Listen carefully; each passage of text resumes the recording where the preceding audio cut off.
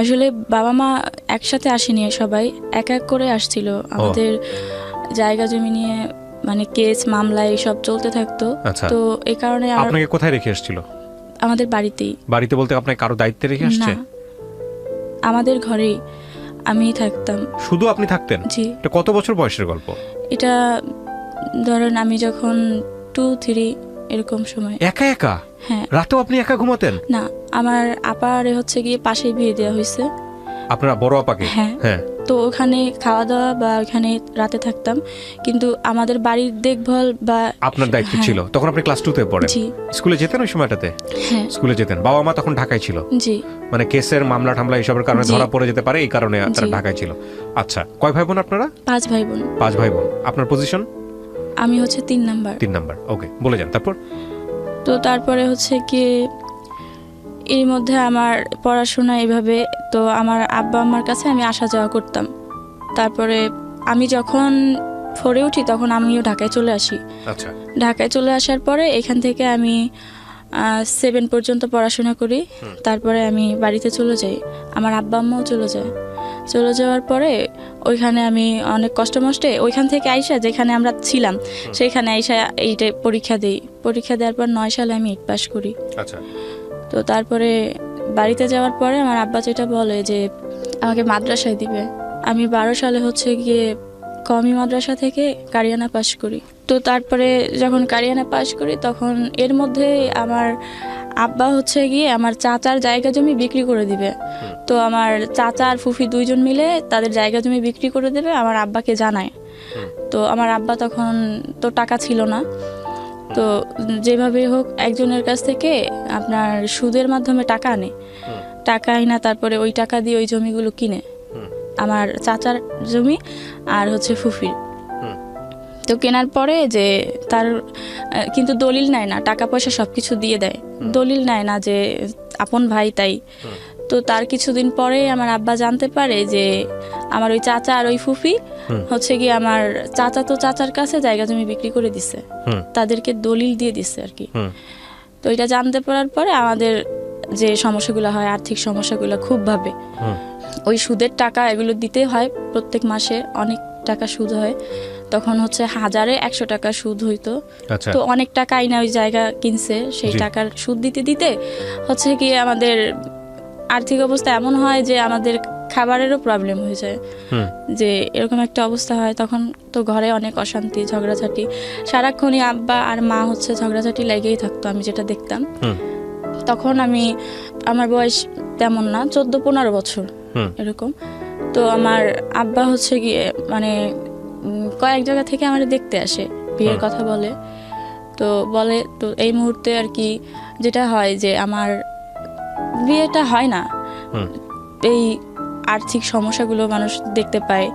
তারপরে আরো একটা সমস্যা দেখতে পাই, সেটা হচ্ছে যে আমার মা তো আমার কাছে ছিল না, তো এই জন্য আমি কোনো কাজকর্ম জানতাম না, বা আমি কোনো কাজকর্ম করতাম না। তাছাড়াও আমি দেখতে কালো, তো সবকিছু মিলে আর কি আমার বাবা আমার বাবা অনেক ঋণ হয়ে গেছে, এটাও জানতে পারে সবাই। তো এটা জানতে পারার পরে আমার যেখান থেকে দেখতে আসে দেখে যায়, কিন্তু আসলে কিছু হয় না। তো আর আমার ওই চাচি যে ছিল আর কি, ওই চাচি হচ্ছে সেই যারা দেখতে আসতো তাদের বাড়িতে পর্যন্ত যাইতো। তাদের বাড়িতে গিয়ে বলে আসতো যে মেয়ে তো কোনো কাজ জানে না, বা মেয়ে কিন্তু অসুস্থ, হ্যাঁ মেয়ে কিন্তু হচ্ছে গিয়ে এরকম পড়াশোনা করে নাই কিছু। তো এরকম বলার পরে আর কি হতো না। তো এই নিয়ে আমার মা অনেক সময় দেখতাম আমার সাথে খারাপ ব্যবহার করতো। আমার কোনো দোষ ছিল না যদিও। তো আসলে দোষ হচ্ছে এটাই যে আমাদের আর্থিক সমস্যা ছিল। তো মা এরকম বলতো। তারপরে একদিন আমি জানতে পারছি, মা বলছে যে আমি হইছি পারে নাকি মা অনেক কান্নাকাটি করছিল, কারণ আমি হইছি পারি নাকি বোঝা গেছে যে আমি কালো হব। তো আমার ভাই বোন কেউ কালো নাই, তো আমি কালো হইছি এটা দেখার পর নাকি আমার মা কান্না করছিল, কাঁদছিল, এটা আমার একদিন বলছে। বলার পরে যখন বিয়েগুলো ভেঙে যাচ্ছিল তখন আমার মা ওইভাবেই আমার বুঝাইতে চাইতেছিল যে তুই কালো হইছিস সেই কারণে। হ্যাঁ, আমি কালো হইছি সেই কারণে। তো এটা যখন আমি বুঝতে পারি তখন আমি আসলে বাড়ি থেকে চলে আসতে চাই, কিন্তু বাড়ি থেকে চলে আসবো আমি ওই সময় এটা বুঝতাম না যে আমি যে মাদ্রাসা নিয়ে পড়াশোনা করছি, এখানে তো কোনো সার্টিফিকেট নাই বা এই পড়াশোনার কোনো মূল্য নাই, বা এটা দিয়ে যে আসলে আমি আর কোনো কাজকর্ম করতে পারবো না বা চাকরি বাকরি করতে পারবো না, এটা কোনো সার্টিফিকেট হয় না, এটা আমি তখন বুঝতাম না। তো তারপরে 12 সালের শেষে সর্বপ্রথম আমার ঢাকায় আসা। আমার মা যেখানে ছিল ঢাকাতে, সেখানে একটা মেয়ের সাথে আমার পরিচয় ছিল। তো ওই মেয়ের মাধ্যমে আমি ঢাকায় আসি, ওর সাথে ফোনে কথা বলছিলাম। তো তারপরে ওর কাছে ঢাকায় আসি। তো আসার পরে সর্বপ্রথম আমি ঢাকায় আসার পরে ওর সঙ্গে, ঢাকায় আপনি আসলেন কত বছর বয়সে, কোন ক্লাসে পড়েন তখন? যখন আমি কারিয়ানা পাশ করছি আমার বয়স 15 থেকে 16 বছর হবে। এটা কি আপনি ফ্যামিলির সঙ্গে আসলেন না একা না, একা? আমি একা একাই। একা একা কেন আসলেন ঢাকাতে? আপনি বলে এসেছিলেন যে আমি ঢাকায় যাচ্ছি? হ্যাঁ, বলে আসছি আমার মাকে। আমাকে অনুমতি দিয়েছে? অনুমতি বলতে মা তো যতই গরিব হোক তারা তো আসলে চায় না, কিন্তু ওই সময় দিতে বাধ্য, দিতে হবে বা আমি যাব এটা মানতে হবে। তখন বয়স এরকমটা। কত আপনার আনুমানিক? 16 বছর। 16 বছর বয়সে আপনি ঢাকায় আসতেছেন। আপনার বাবা কোথায়? যে আমার বাবা বাড়িতেই। আপনার বড় যারা ছিল তারা বোন না ভাই? বড়, সবার বড় ভাই, সে ঢাকাতে। তার সাথে আমার কথা হয়েছিল এই বিষয়ে। তার কাছে আসতেছেন আপনি?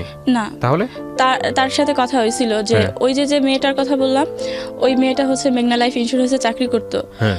তো ওই চাকরিটা ছিল এমন যে যদি একজন গ্রাহক করে দিতে পারে, মানে বিমা করাই দিতে পারে একটা, তো সেই ক্ষেত্রে ও 1000 টাকা কমিশন পাইতো। তো ও বলতো আমাকে, তো ওইটা আমি জানতে পারার পর ও বলছে যে তুইও করতে পারিস। তখন আমি আমার মাকে বলি যে তাহলে আমি ঢাকা চলে যাই, ঢাকায় গিয়ে আমি এই কাজটা করি ওর সাথে। ওই মেয়েটার নাম শিউলি ছিল।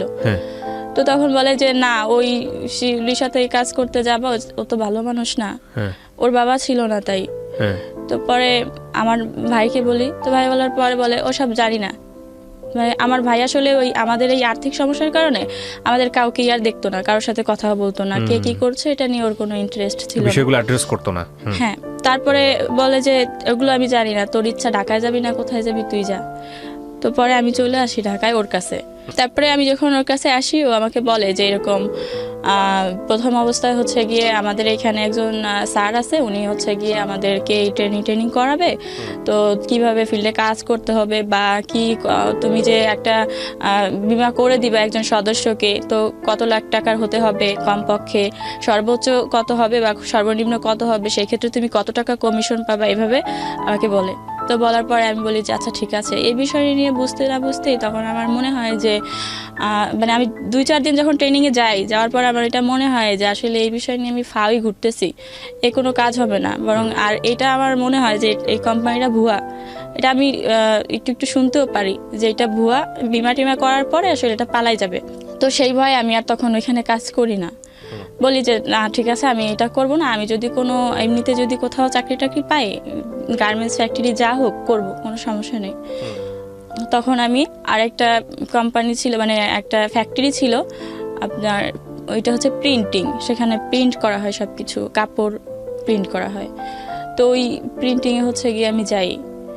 ওইখানে যাওয়ার পর ওরা নেয় আমাকে, নেওয়ার পরে আমি এখানে 17 দিন কাজ করি। কাজ করার পরে আমি হচ্ছে গিয়ে ওই যে 17 দিনই কাজ করে, যার সাথে আসলে কাজ করি শুধু 17 দিনই কাজ করার পরে উনি বলে যে তুমি এত তাড়াতাড়ি কাজটা করতে পারলা, তো তোমাকে চলো স্যারের কাছে নিয়ে যাই। পরে ওই স্যারের কাছে আমি নিয়ে যায় যে ও তো এই মেশিনটা চালাইতে পারে। তারপরে আমি ওইখানে যাওয়ার পরে যখন স্যারের সাথে কথা বলা দেয়, তখন উনি হচ্ছে গিয়ে দেখার পরে আমাকে ওই কাজটা দেয়, বলে যে ঠিক আছে, ও তো তাড়াতাড়ি কাজ শিখছে, তার মানে অনেক ভালো কাজ করতে পারবে, এই কাজটা তাহলে দাও। ওইখানে কাজ করি। তো কাজ করতে করতে হঠাৎ করে এক সময় এই অফিসটা চলে যাবে হচ্ছে গিয়ে উত্তরা চলে যাবে। তখন বলে যে এটা তো উত্তরা চলে যাবে, তো তুমি কি যাবা উত্তরা? তো ওখানে তো আমি আরো কাউরে চিনি না, কেউই পরিচিত নাই। তখন বলি যে না, আমি উত্তরা যাব না। তখন উত্তরাতে আর আমি যাই না। তো ইতিমধ্যে যেটা হয় যে এই অফিসটা যখন চলে যাওয়ার পরে আমি অনেক দিন চাকরি ছিল না, এটা কিন্তু 13 সালে। তো চাকরি ছিল না, তো 2-3 মাস হয়ে যায় চাকরি নাই, আমি বসে থাকি। টাকা পয়সা পেতেন কোথায়, খাইতেন কি? এতদিন তো ওই যে ওইখানে চাকরি জমাইছিলেন, করতাম, এটা দিয়ে থাকতেন কোথায় আপনি? ওই মেয়েটার বাসায়। শিউলির বাসায়? জি। শিউলির আত্মীয় স্বজন বলতে কেউ ছিল না? বাবা ছিল না, মা ছিল। মা শিউলি এবং আপনি তিনজন মিলে জি। একসাথে থাকতেন? জি কোথায় থাকতেন? আপনার পরিবার জানতো? জি জানতো? হ্যাঁ, ঠিকানা সব মায়ের জানতো? সাথে কথা হতো। ওকে, তারপর? তারপরে আর কি 2-3 মাস যখন কাজ থাকে না, তখন আমি এই বিভিন্নভাবে কাজকর্ম খুঁজি, বা একটা সময় দেখা যায় যে আমি আর টাকা দিতে পারতেছি না শিউলিকে। তো তখন অনেক কষ্ট হইতো, বা কি করব। তো এই কারণে একদিন আমি রাস্তায় বসে থাকি। হুম।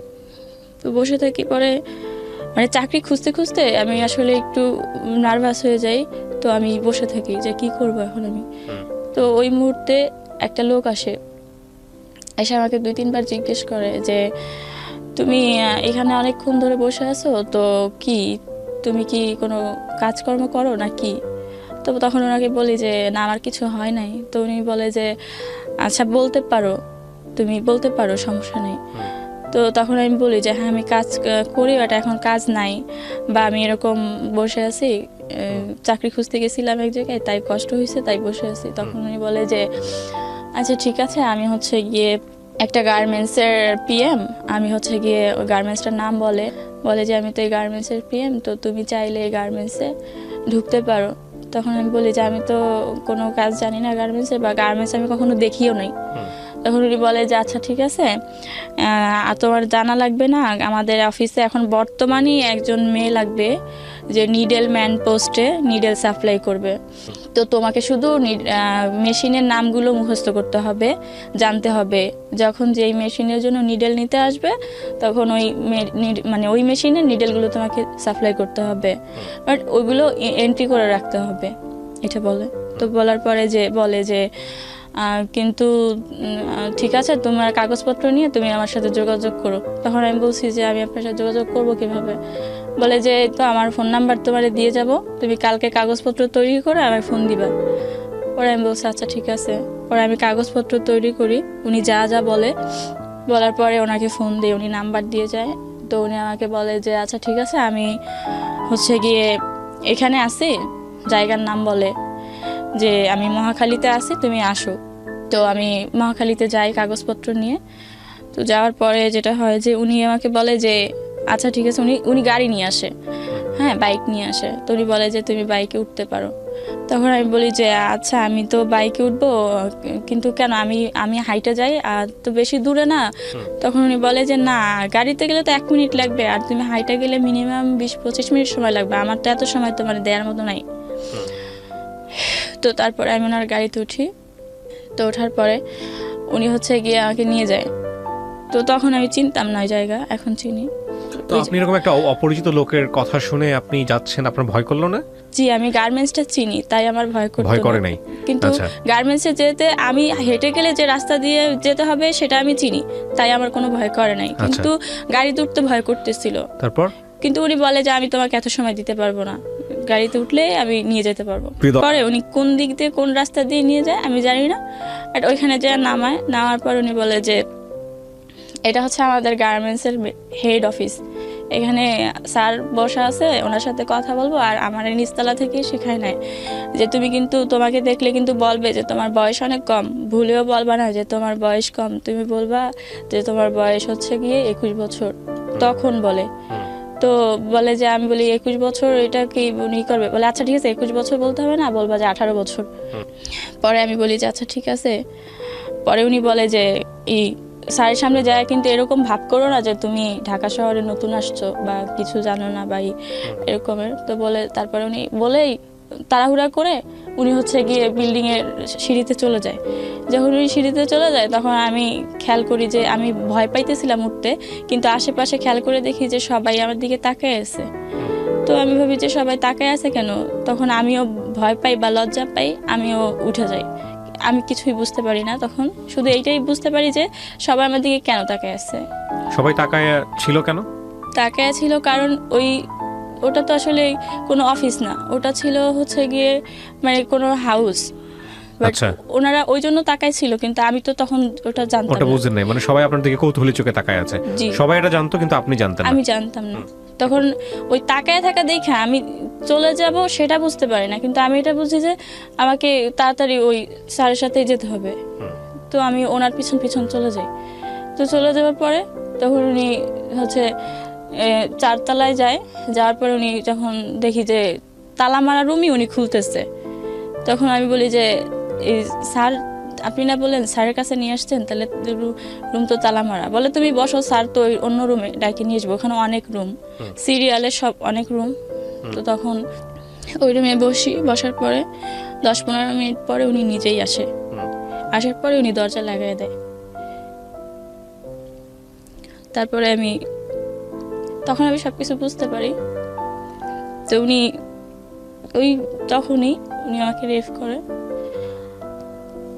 তারপর আমি আর কোনো কথা আপনি বলি শাউট না। করলেন না রুমের ভিতরে যে আমি কিন্তু বাইরে শাউট করব বা এরকম চিল্লাচিল্লি করব? আমি দেখতে পাইছিলাম যে ওই আশেপাশের সবগুলো রুমে তালা মারা বা ভিতর থেকে লক করা, কোনো রুমে কোনো লোক ছিল না, এটা বোঝা গেছিল তখন, আমি দেখতে পাইছি। তো তারপরে আমি যখন কান্না করার পর উনি বলে যে কান্নাকাটি করে লাভ নেই, চাকরি বাকরি নিতে হলে এরকম করতে হবে। তারপরে আমি চিন্তা করি যে চাকরি আর করবো না। পরে ওইখান থেকে নাইমা আমি চলে যাই। আমি কিন্তু চিনি না ওই জায়গা। পরে ওনার গাড়িতে আর যাবো না। তো তখন আমি নাইমা যখন রাস্তা দিয়ে হাঁটতে থাকি, এরই মধ্যে বৃষ্টি নামে। আমি দেখি যে আমি ইচ্ছা করে বৃষ্টিতে ভিজি, কারণ আমার সারা শরীরে আমি দেখতে পাই যে আমার শরীরের রক্তই আমার সারা শরীরে। তখন আমি ইচ্ছা করে বৃষ্টি হচ্ছে কিন্তু আমি কোথাও দাঁড়াই না, বৃষ্টিতে হাঁটতে হাঁটতে বাসায় আসি। আমি বাসা চিনতে পারি না, কিন্তু জিজ্ঞেস করতে করতে আসি। ওখান থেকে হাইটে আসতে আমার অনেক সময় লাগে। এই লোকেশনটা আপনি চিনে ফেলে রাখেন নাই যে এই লোকেশনটা কোথায় বা কি অবস্থা? এখন দেখলে চিনতে পারবেন? জি, ফার্ম গেটে। এটা ফার্ম গেটে। এই লোকটার সাথে এখনো যোগাযোগ আছে? না, এখন আর যোগাযোগ নাই। তো আপনার মনের মতো তখন কোনো সংকল্প তৈরি হয় নাই যে আমি যদি এখন লোকটাকে চিনে রাখতেছি, ভবিষ্যতে আমি ওকে ধরবো বা এরকম কোনো কিছু? ওরকম কোনো কিছু তৈরি হয় নাই? যা হয়েছে সেটাই বলেন, মনের ভিতরে যা হয়েছে। লোকটাকে আমি চিনে রাখছি, এখনো দেখলে চিনতে পারবো। কিন্তু তখন তো উনি জাস্ট ওনার একটা ফোন নাম্বার দিছে আমাকে, আর কিছুই তো না। আসলেই কি উনি গার্মেন্টসে চাকরি করতো কিনা বা কোনো গার্মেন্টসের পিয়ন ছিল কিনা সেটা তো আমি আজও জানি না। কিন্তু আপনাকে যেখানে নিয়ে গেছে এই ফ্ল্যাটের চাবি ওনার কাছে ছিল, ওই ফ্ল্যাটটা তো আপনি দেখলে এখনো আইডেন্টিফাই করতে পারবেন। আমি এই গল্পটা শুনিয়ে, আমি জানি অনেক মানুষ এই গল্পটা শুনে, আমি কিছু আইডিয়ার জিনিসগুলো খুলতে চাই। প্রথম কথা হচ্ছে আপনি ঢাকা শহরে এসেছেন পেটের দায়ে, আপনার পরিবারও আপনি কালো বলে লাঞ্ছিত হয়েছেন, কিন্তু আপনার দ্বারা এরকম একটা ঘটনা ঘটলো। ঢাকা শহর একটা আজব শহর, বিশেষ করে যারা নতুন আসেন এখানে তাদের জন্য 2-4-5 বছর লেগে যায় শুধুমাত্র এই শহরটা বুঝতে, শহরের মানুষদেরকে বুঝতে। তারপরেও অনেকে বুঝে উঠতে পারে না। তো সেই জায়গাটা থেকে আপনি প্রথম কয়েক মাসের মধ্যে যে রকমের একটা অভিজ্ঞতায় মুখোমুখি হলেন, আপনার জায়গাটায় অন্য কেউ থাকলে কি করতে আমি জানি না, তবে অবশ্যই ওই জায়গাটাকে লোকেট করা উচিত ছিল যে এই জায়গাটা এরকম, এখানে এটা হয়েছে। আপনার ওইটা কি কিছুই মাথায় আসে নাই ওই সময়টাতে? যখন এই ঘটনাটা ঘটছে তখন আসলে ওই জায়গা থেকে যখন আমি চলে আসি, তারপরে আমার মনে হয়েছে যে এই জায়গায় আমি আর কোনোদিনও চিনবো না। কিন্তু এখন আমি চিনি, কারণ তারপর তো আমি অনেকবার গেছি ওই জায়গায়, বা ওই জায়গাটা এখনো পর্যন্ত দেখলে তাকায় থাকি। কিন্তু তখন আমার এটা মনে হয়েছে যে এই জায়গা আমি আর চিনবো না কোনোদিন। তারপরে বাড়িতে আসলেন, আসার পরে বাসায় ওই সময়টাতে মনে হয়েছে কি পুলিশের কাছে যাব বা পুলিশের কাছে গিয়ে কমপ্লেইন করবো, এরকম কোনো কিছু কি মনে হয়েছে? না, মনেই হয় নাই, একবার মনে হয়নি। কারণ তখন আমি এত কিছু বুঝি না, আর তাছাড়া এটা বুঝি যে এই বিষয় নিয়ে কারো কাছে যদি কিছু বলি আমার হয়তো আরো সমস্যা বাড়বে, কমবে না, বা বলার মতো হয়তো কেউ এখানে আমার নাই যে বলবো। পয়েন্ট করবেন এই জিনিসগুলা। আমাদের রাষ্ট্র, আমাদের সমাজ, আমাদের সামাজিক নিরাপত্তা বলয় এখনো একটা ভিকটিমের জন্য এতটা আস্থার জায়গা তৈরি করতে পারেনি যে একটা মেয়ে 16 বছর বয়সে, 17 বছর বয়সে রেপ হলো, সে প্রথমেই চিন্তা করবে যে পুলিশের কাছে যাব, পুলিশের কাছে গিয়ে বিচার চাবো। এই আস্থার জায়গাটা যে আমাদের কত বছর লাগবে, কত দশক পার হয়ে যাবে, যে একটা বিপদে পড়লেই সঙ্গে সঙ্গে পুলিশের কাছে যাওয়া, পুলিশের কাছে গিয়ে খুলে বলা, পুলিশের কাছে গিয়ে অন্তত জানানো, কবে তৈরি হবে? এত দিক থেকে উন্নতি হচ্ছে দেশের, কিন্তু এই জায়গাগুলো কেন উন্নত হচ্ছে না বলেন? তারপরে বাসায় আসার পরে আমি অসুস্থ, খুব অসুস্থ, আমার খুব জ্বর আসছে। কারোর সাথে শেয়ারও করেন নাই? না, পরে রুমের ওই মেয়েটার বলি যে আমি অসুস্থ, পরে ও বুঝতে পারে যে অসুস্থ, এইটাই, ওসব কিছু বলি না। তো এরই মধ্যে আমি আর একটা বিষয় জানতে পারি যে এই মেয়েটার তো বাবা নাই। তো এই মেয়েটা আসলে তেমন একটা ভালো মানুষ না। এই মেয়েটা, আমি তখন বিশ্বাস করতাম না, কিন্তু আমি দেখতাম বিভিন্ন সময়, আমি তো রুমে থাকতাম, আমি দেখতাম যে কোনো কাগজে কেউ হয়তো ওই অ্যাড্রেস দিয়ে যেত কিছু জায়গার, এই কোন রোডে বা কত নাম্বার হাউস, তারপরে রুম নাম্বার কত এরকমের। তো একদিন হচ্ছে গিয়ে আমি এটা কাগজটা খোলার পরে আমি দেখতে পাই যে এরকম। তো আমি তখনও এই জিনিসগুলো বুঝতে পারি না। তো আমি তারপরে যেটা হয় যে ও একদিন ফোনে বলে যে ও আসবে যাবে। তখন ওই ফোনে যার সাথে কথা বলছিল সে কি বলে আমি জানি না, তবে ও এটা বলে যে না, আমি খারাপ মানুষ, বাট আমি খারাপ বলে যে আমার সাথে কেউ থাকলেই সে খারাপ তা কিন্তু না। আর তুমি যার কথা বলছো সে খারাপ মানুষ না, সে ভালো মানুষ। তো আমি এর জন্য তোমার কোনো সহযোগিতা করতে পারবো না, সরি। তো এটা বলার পরে তখন আমি অনেকটা বুঝতে পারি যে আমার বিষয়ে হয়তো কোনো কথা হচ্ছিল ওই ফোনে যার সাথেও কথা বলতেছিল। আর ওই কাগজটা দেখে আমি এতটুকু বুঝতে পারছিলাম যে আমি যে জায়গাটায় গেছিলাম, যেখানে যাওয়াতে আমার এই সমস্যাটা হয়েছে, তো ও হয়তো এরকম কিছু একটাই করে, আমার এটা মনে হয়েছিল। আচ্ছা। তো আমি তখন আশেপাশে কিছু মানুষের কাছে শুনতাম, সব কিছু মিলে আমার এরকম একটা ধারণা হয়েছিল। কিন্তু হওয়ার পরেও আমার কিছু করার ছিল না, কারণ ও তো আমার সাথে আসলে খারাপ কিছু করে নাই। তো আমি ওখানে থাকি, কিন্তু এরই মধ্যে পাশের রুমের একটা লোক হচ্ছে গিয়ে বলে যে ও হচ্ছে গিয়ে ও ভালো মানুষ কিভাবে বুঝবো, তুমি তো আসলে জামা কাপড় পরে খোলামেলা অবস্থায় যাও এই কাজে, বাট ও তো বোরখা টোরকা পরে হচ্ছে গিয়ে জুতা মোজা টুজা পরে যায়, তাহলে ও কোথায় যায় তাই বা কিভাবে বুঝবো, বা ও যে কোথাও ভালো। আমার কথা বলা হচ্ছে, কারণ আমি মাদ্রাসার সমস্ত কিছু এরকম ভাবে মেইনটেইন করি। জি, আমি তো মাদ্রাসার ছাত্রী ছিলাম, তো পর্দাটা আর কি মেইনটেইন করতাম। তো পরে কথা বলার পরে তখন ওই লোকটা এই কথাগুলো বলার পরে হচ্ছে গিয়ে ও বলে, ওই মেয়েটা বলে যে তুমি হচ্ছে গিয়ে ভালো কাজে যদি যাও তাহলে হচ্ছে গিয়ে একটা কাজ করো, এই বোরকা টোরকা আর পরার দরকার নাই, এগুলো বাদ দিয়ে দাও, এগুলো পরে গেলে তোমার চাকরিও কোথাও হবে না। তাছাড়া আমারও বাসা থেকে অনেকভাবে এরকম কথাবার্তা শুনতে হয়, আমার পরিচিত লোকজন তোমার নিয়ে এরকম কথাবার্তা বলে, তো হয় তুমি বোরখা ছেড়ে দাও, নাইলে আমার বাসা থেকে চলে যাও, আমি চাই না তোমার ক্ষতি হোক। এই মহিলা বলে। তখন আমি বোরখা টোরকা সবকিছু খুলে ওই দিন আর কি ব্যাগে রেখে দিই। আচ্ছা। এবং সেই কেন মনে হয়নি যে বাড়ি ফিরে যাব, গ্রামে চলে যাই? বাড়ি ফিরে যাব এটা কখনো মনে হয়নি এই জন্য, কারণ আমি তো বুঝতে পারতাম যে মা আমার জন্য কষ্ট পাইতেছে, যতই আমার সাথে বলুক যে আমার দোষারোপ করুক, কিন্তু আসলে দোষ তো আমার না, আমি কালো তাও না, দোষ হচ্ছে আমাদের আর্থিক সমস্যাটাই। ওকে, তারপর তো সেই আর্থিক সমস্যা তো আর সমাধান হয় নাই যে আমি সেখানে যাব, এটা আমার তখন বারবার মনে হইতো। আচ্ছা। তো তারপরে আমি তখন বোরখা রেখে দেওয়ার পরে তো তারপরে জামা কাপড় পরতে থাকি। এরই মধ্যে ওর মার অফিসে আর কি আমার একটা চাকরি হয়। তো ওর মার অফিসে যখন চাকরি হয় তখন ওই চাকরিটা করি। তো 5-6 মাস করার পরে তারপরে আবার ওরা যে টাকা টোকা পাইতো আমার কাছে এতদিনের সব টাকা দিয়ে দেওয়ার পরে এর মধ্যে হচ্ছে গিয়ে আমার কোম্পানিতে চাকরি হয়। এটা 14 সালে কোম্পানিতে যখন চাকরি হয় ওখানে হচ্ছে গিয়ে HR হিসেবে সেলসে সিগারেট সেলস করতে হবে। আমি এখানে যাই, তারপরে 7 দিন ট্রেনিং করি।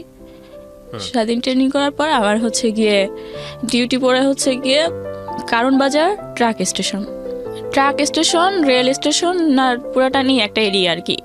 তো ওইখানে কাজ করি। তো ওইখানে হচ্ছে গিয়ে তখন 14 সালের কথা বলছি, তখন ওই ট্রাকে পুরা মানে রাস্তাঘাট পুরাটাই ট্রাক ছিল। জায়গাগুলো খুব অদ্ভুত ছিল, যে মানে সচরাচর আসলে একটা মেয়ে যে এখানে প্রত্যেকটা দোকানে দোকানে গিয়ে সিগারেট সেলস করবে এরকম সাহস আসলেই দিনের বেলাতেও হতো না। আর সেখানে আমার হচ্ছে গিয়ে 10 প্যাকেট সিগারেট হচ্ছে গিয়ে সেলস করার কথা ছিল কোম্পানির সাথে। সেলস না করতে পারলেও কোম্পানিকে টাকা জমা দিতে হবে, এরকম একটা কথা। তো আমি ওই সিগারেট আসলে সেলস করতে থাকতাম ওই এলাকাতেই। তো যখন আমি করতে পারতাম না তখন ওই কোম্পানিতেই একটা মেয়ে চাকরি করতো, ওর সাথে একটু পরিচয় হয়েছিল ওই কোম্পানিতে যাওয়ার পর। তো ও খুব ভালো সেল করতে পারতো, কিন্তু ও সেল করতো হচ্ছে করাইল বস্তিতে। তো ওইখানে ও যখন সেল করতো তখন ওরে আমি ফোন করে রিকোয়েস্ট করতাম যে আমি তো সিগারেট সব সেল করতে পারি নাই, আমার এখনো 4 প্যাকেট বা 5 প্যাকেট আছে, আমি এখন এগুলো কি করব। তখন ও বলতো যে তুই নিয়ে আয় লাগলে এখানে, আমি সেল করে দিব না। তো পরে আমি সেই ওর কাছে যাইতাম হাঁটতে হাঁটতে, কারণ বাজার থেকে সেই টিএনটি ওখানে যাইতাম। ওটা আমার এরিয়া ছিল না, মাঝখানে অন্য কারো এরিয়া ছিল, কিন্তু সেখানে যাওয়ার পরে ও আমাকে সেল করে দিত। বা যেদিন সেল করতে পারতাম না সেদিন অফিসে অনেক কথাও শুনতে হইতো, বা ধার করে কারো কাছ থেকে টাকা দিতে হইতো, বা এরকম হইতো যে কারণ বাজার রেল স্টেশন যদি কোনো তরকারির দোকান ছিল যে দুই এক প্যাকেট সিগারেট নিত, তো তাকে হচ্ছে গিয়ে আমি তার কাছে এক বক্স মানে সিগারেটস আমি তার কাছে রাখতাম, রেখে তার কাছ থেকে টাকা নিয়ে কোম্পানিকে জমা দিতাম। তো তারপর কোম্পানি জানতো যে আমি খুব ভালো কাজ করি, প্রথম অবস্থায় যেহেতু আমি টার্গেট ফিল আপ করতে পারি, তো তাহলে খুব ভালো কাজ করি, কিন্তু আসলে আমি ভালো করতে পারতাম না। তো এই কাজ করতে করতে রাস্তাঘাটে আমার অনেক সমস্যা হইতো। কারণ বাজার অনেক সময় দেখা যেত যে আমি সিগারেট সেল করতে পারি নাই, 8টা-9টা বেজে যাইতো রাত, আমি টাকা ম্যানেজ করতে পারি নাই। তো সেই ক্ষেত্রে দেখা যেত যে রাস্তাঘাটে অনেক ছেলেরা আটকাইতো, যে আমার সিগারেটের নাম হচ্ছে রেলি আর ম্যারিস। তো বলতো যে যে এই রেলি আসো খেলি, এগুলো সেল করার তোমার দরকার নেই, এরকম বলতো। তখন আমি ভাবি যে এই কাজগুলো আর করবো না, আমি এই সিগারেট সেলস করার প্রয়োজন নেই। তো একটা কথা বলি নাই, সেটা হচ্ছে যে আমি ঢাকাতে আসার আগে থেকেই, আমি যে 12 সালে ঢাকায় আসি, এর আগে আমার মা যখন ঢাকায় থাকতো তখন আমি আসতাম ঢাকাতে, তখন আমি 7 বা 8-এ পড়ি এরকম। তো তখন একটা ছেলে আমার পছন্দ করতো, ওই মা যেখানে থাকতো ওইখানে, কিন্তু ওই ছেলেটা হচ্ছে গিয়ে হিন্দু। ছেলেটা আমার পছন্দ করতো ওই জন্য যে ওই যে আমি মুসলমান ধর্মের মেয়ে, বা আমি ঠিকভাবে পর্দা করতাম এইটার কারণে। তো ওই ছেলেটা আমার পছন্দ করতো এই কারণে। তো ওইটা আমারও একদিন বলে। তারপরে আমি যখন 8 পাস করে যে বললাম যে কারিয়ানা পাস করার পরে যখন ঢাকায় আসি, তারপরে একদিন ওনার সাথে আমার দেখাও হয়। উনি তখন আমার বলে যে উনি আমার পছন্দ করতো বা করে, বা আমি হচ্ছে গিয়ে উনি মুসলিম হবে, যদি কখনো আমি ওনাকে বিয়ে করি উনি মুসলিম হবে, এরকম বলে। তো যখন এই যে আমি সিগারেট কোম্পানিতে চাকরি করি, সিগারেট সেলস করতাম, এই মুহূর্তে যখন আমি এই সমস্যাগুলো ফেস করতাম, তখন আমার এটা মনে হয়েছিল যে যদি ওই ছেলেটা আমাকে বিয়ে করে, বা যদি ও মুসলমান হয়, তাহলে আমি ওকে বিয়ে করব, সেটাই হয়তো সব থেকে ভালো হবে। ওকে বিয়ে করে লাগলে চাকরি করব বা কাজকর্ম করব, কিন্তু আমি আর একা একা কিছু করতে পারতেছিলাম না। তো তখন আমার বয়স 17 বছর, আর তখন ছিল 15 সাল। প্রিয় দর্শক এবং শ্রোতা, তো তারপরে 15 সালে ওই ছেলেটা মুসলমান হয়। মুসলমান হওয়ার পরে হচ্ছে গিয়ে উনি আমাকে বিয়ে করে ইসলাম ধর্ম অনুযায়ী। ওকে, তারপরে বিয়ে করার পরে আমি আসলে ওই ওই মানুষটাকে অনেক ভালো জানতাম। আমি তো আসলে মানুষটাকে তেমন চিনতাম না, বা তেমন কথাও কখনো হয় নাই। উনি হিন্দু ছিল তাই ওনার সাথে তেমন কথা বলি নাই, বা এখানে তেমন কোনো প্রেমের সম্পর্কও ছিল না, জাস্ট পরিচিত ছিল অনেক বছর ধরে। ওই যে আমার আম্মুর ওখানে আসতাম যাইতাম ওটা। তো তারপরে বিয়ে করার পর যেটা দেখি যে উনি হচ্ছে গিয়ে গাঁজা খাইতো, তারপরে উনি হচ্ছে গিয়ে ইয়াবা খাইতো, এগুলোর নাম টাম তো আমি তখন জানতাম না, বাট এরকম কিছু খাইতো। তো গাঁজাটা হচ্ছে গিয়ে উনি রেগুলারই মনে হয় 2-3 বার খাইতো। এটা আমি খুব ভালোই দেখতাম যে আমার ঘরে বসে বা এইভাবেই উনি খাইতেছিল। আর ইয়াবাটা হচ্ছে গিয়ে হয়তো প্রতিদিন একবার, বা একদিন পরে একবার এরকম। আচ্ছা। তো ওই গাঁজা আর ওই ইয়াবা খাইতো। তো উনি আপনার বাড়ির লোকজন অনুমতি দিয়েছিল আপনাকে ছেলেটাকে বিয়ে করার? আমি সেরকম কিছু বলি নাই, শুধু বলছিলাম কাউকে না জানিয়ে বিয়ে করেছেন আপনি? আমার আম্মুকে বলছিলাম, শুধু বলছিলাম যে এরকম। তো আম্মু ওই হিন্দু দেখে আর কি বলছিল যে এটা করিস না। তারপর যখন দেখি যে এরকম সমস্যা, উনি প্রত্যেকদিন এই গাঁজা টাজা এরকম খাইতো, বা উনি কাজকর্ম করতো না কোনো, যা কাজকর্ম করতো আসলে উনি তা ওনারই লাগে। তো দেখা গেছে যে ঘর ভাড়াও দিতে পারে না, তারপরে সংসার চালাইতে পারে না, এরকম একটা অবস্থা। তো বিয়ের 3 মাস পরে আমি বুঝতে পারি যে আমি অসুস্থ। হ্যাঁ, আমার মনে হয় যে আমি প্রেগনেন্ট। তো আমি বলি এটা একজনের সাথে যে আমি এরকম এরকম, তো সে বলে যে হয়তো তুমি প্রেগনেন্ট। হুম। পরে উনি বলে যে আচ্ছা ঠিক আছে, তুমি হচ্ছে গিয়ে ওষুধ খাও, ঠিক হয়ে যাবে। হুম। তো আমি যার সাথে আমার বিয়ে হয়েছে, আমার হাজব্যান্ড, ওনাকে বলি। হুম। বলার পর উনি বলে যে আচ্ছা ঠিক আছে। উনি আবার ফার্মেসি থেকে আর কি ওনার সাথে কথা বলে, তো বলার পর ওনার কাছ থেকে এই ওষুধগুলো আইনা আমাকে দেয়। হুম। তারপর ওই ওষুধগুলো আমি খাই। হুম। তো খাওয়ার পরে হচ্ছে গিয়ে 7-8 দিন পর্যন্ত আমি খুব অসুস্থ থাকি। ওষুধগুলো খাওয়ার পরে যা হয় তাও হয়, হুম। কিন্তু তারপরে আমি 2 মাস পরে আবার 2 মাস পরে হ্যাঁ হুম। আবার আমি দেখি যে আমি এরকম অসুস্থ। হুম। তো অসুস্থ এটা দেখার পরে আমি এবার ডাক্তার দেখাইতে চাই, কিন্তু তখন তো টাকার খুব সংকট, টাকা ছিল না বা টাকা থাকতো না। হুম। তো অনেক কষ্ট আসলে ডাক্তার দেখাইতে যাই। যার পর দেখি যে ডাক্তার দেখানোর পর দেখি যে আমি এরকম 3 মাস 13 দিনের প্রেগনেন্ট। তার মানে সেই দিন যে আমি অ্যাবর্শনটা করছিলাম বাসায় বসে, হুম। সেটা আসলে হয় নাই, ওটা থেকে গেছে। তো তারপরে এটা দেখার পরে ডাক্তার বলে যে আপনি এরকমের নার্ভাস মনে হইতেছে কেন, আপনার কি বিয়ে হয় নাই? হুম। তো আমি বলি যে হ্যাঁ বিয়ে হয়েছে। বলে তাহলে আপনি প্রেগনেন্ট, এটা দেখার পর আপনি কাঁদতেছেন কেন? হুম। তখন আমি বলি যে আমি তো এটা অ্যাবর্শন করে ফেলছিলাম, হুম। আর এটা কিভাবে রয়ে গেছে আমি বুঝতে পারি নাই, হুম। এটার জন্য আমার অনেক খারাপ লাগতেছে। পরে উনি বলে যে দেখেন, এই অ্যাবর্শন করেন না, এগুলো আপনারা যে ওষুধ খেয়ে অ্যাবর্শন করেন, এগুলোতে অ্যাবর্শন হয় না। শুধু শুধু আপনারা একটা মানুষের মারার চেষ্টা করেন, নিজেও মরার চেষ্টা করেন। হুম। তার চেয়ে ভালো যদি বিয়ে হয়ে থাকে, ওর যদি বাবা থেকে থাকে, তাহলে আপনি করেন, বাবুটা রাইখে দেন। হুম। পরে বাসায় চলে যাই। বাসায় চলে যাওয়ার পরে এই বাবুটা 16 সালের অক্টোবরে আমার বাবুটা হয়। হুম। এর মধ্যে আমি কোনো ট্রিটমেন্ট নিতে পারি না বা আমি ডক্টর দেখাই না। জাস্ট একবার আমি ডক্টর দেখাই, দেখানোর পর আমি জানতে পারি যে বাবুটা আসলে উল্টো হয়ে গেছে। হ্যাঁ, আবার নাকি সিজার করতে হবে, নর্মালি ডেলিভারি হবে না। তো তখন এটা আপনার ওই ফার্স্ট হাজবেন্ডের ঘরেই? জি। হ্যাঁ, তারপর? তো বলে যে তোমার তো বয়স অনেক কম, 18 বছর এখন পর্যন্ত হয় নাই, অথচ বাবু হবে তোমার। তো আপনাকে বিয়ে করার পরে কি ওর শ্বশুর বাড়িতে নিয়েছিল? না, কারণ ছেলেটা তো ধর্মান্তরিত হয়েছে। হ্যাঁ, হ্যাঁ। তখন বলে যে তোমার তো এরকমের বয়স হয় নাই, এখন আবার তুমি এরকমের প্রেগনেন্ট, তো সেই ক্ষেত্রে তোমার তো বাবু হচ্ছে উল্টো হয়ে গেছে, তো তুমি তো এই সিজার ছাড়া কিছু করা যাবে না। হুম। তো তোমার অভিভাবকের সাথে কথা বলছো? তখন আমার মারে আমি ফোন করে বলি এইসব। হুম। তখন আমার মা বলে যে আচ্ছা ঠিক আছে, কান্নাকাটি করিস না, দেখি কিছু করা যায় কিনা। হুম। আর অ্যাবর্শন করানোর দরকার নাই, থাকুক। হুম। ডেলিভারির 1 মাস আগে হুম। আমার কাছে আসার পরে আম্মা হচ্ছে গিয়ে কিছু টাকা নিয়ে আসে, যে যদি মানে আর কিছু না হোক, ওর তো বাঁচাইতে হবে। যদি ডেলিভারি যদি কিছু না হয় বা যদি হসপিটালে নিতে হয়, সেক্ষেত্রে তো টাকা লাগবে। আর উনার তো আসলে যা বলাই হয়েছিল যে টাকার জন্য, যে টাকা, আমাদের কোনো টাকা নাই বা এরকম সমস্যা। হুম। তো মা ওই রকম প্রিপারেশন নিয়ে আসে। আসার পরে কিন্তু মা যে টাকা আনে এগুলো আর আমাকে বলে না যে টাকা আনছে বা কিছু।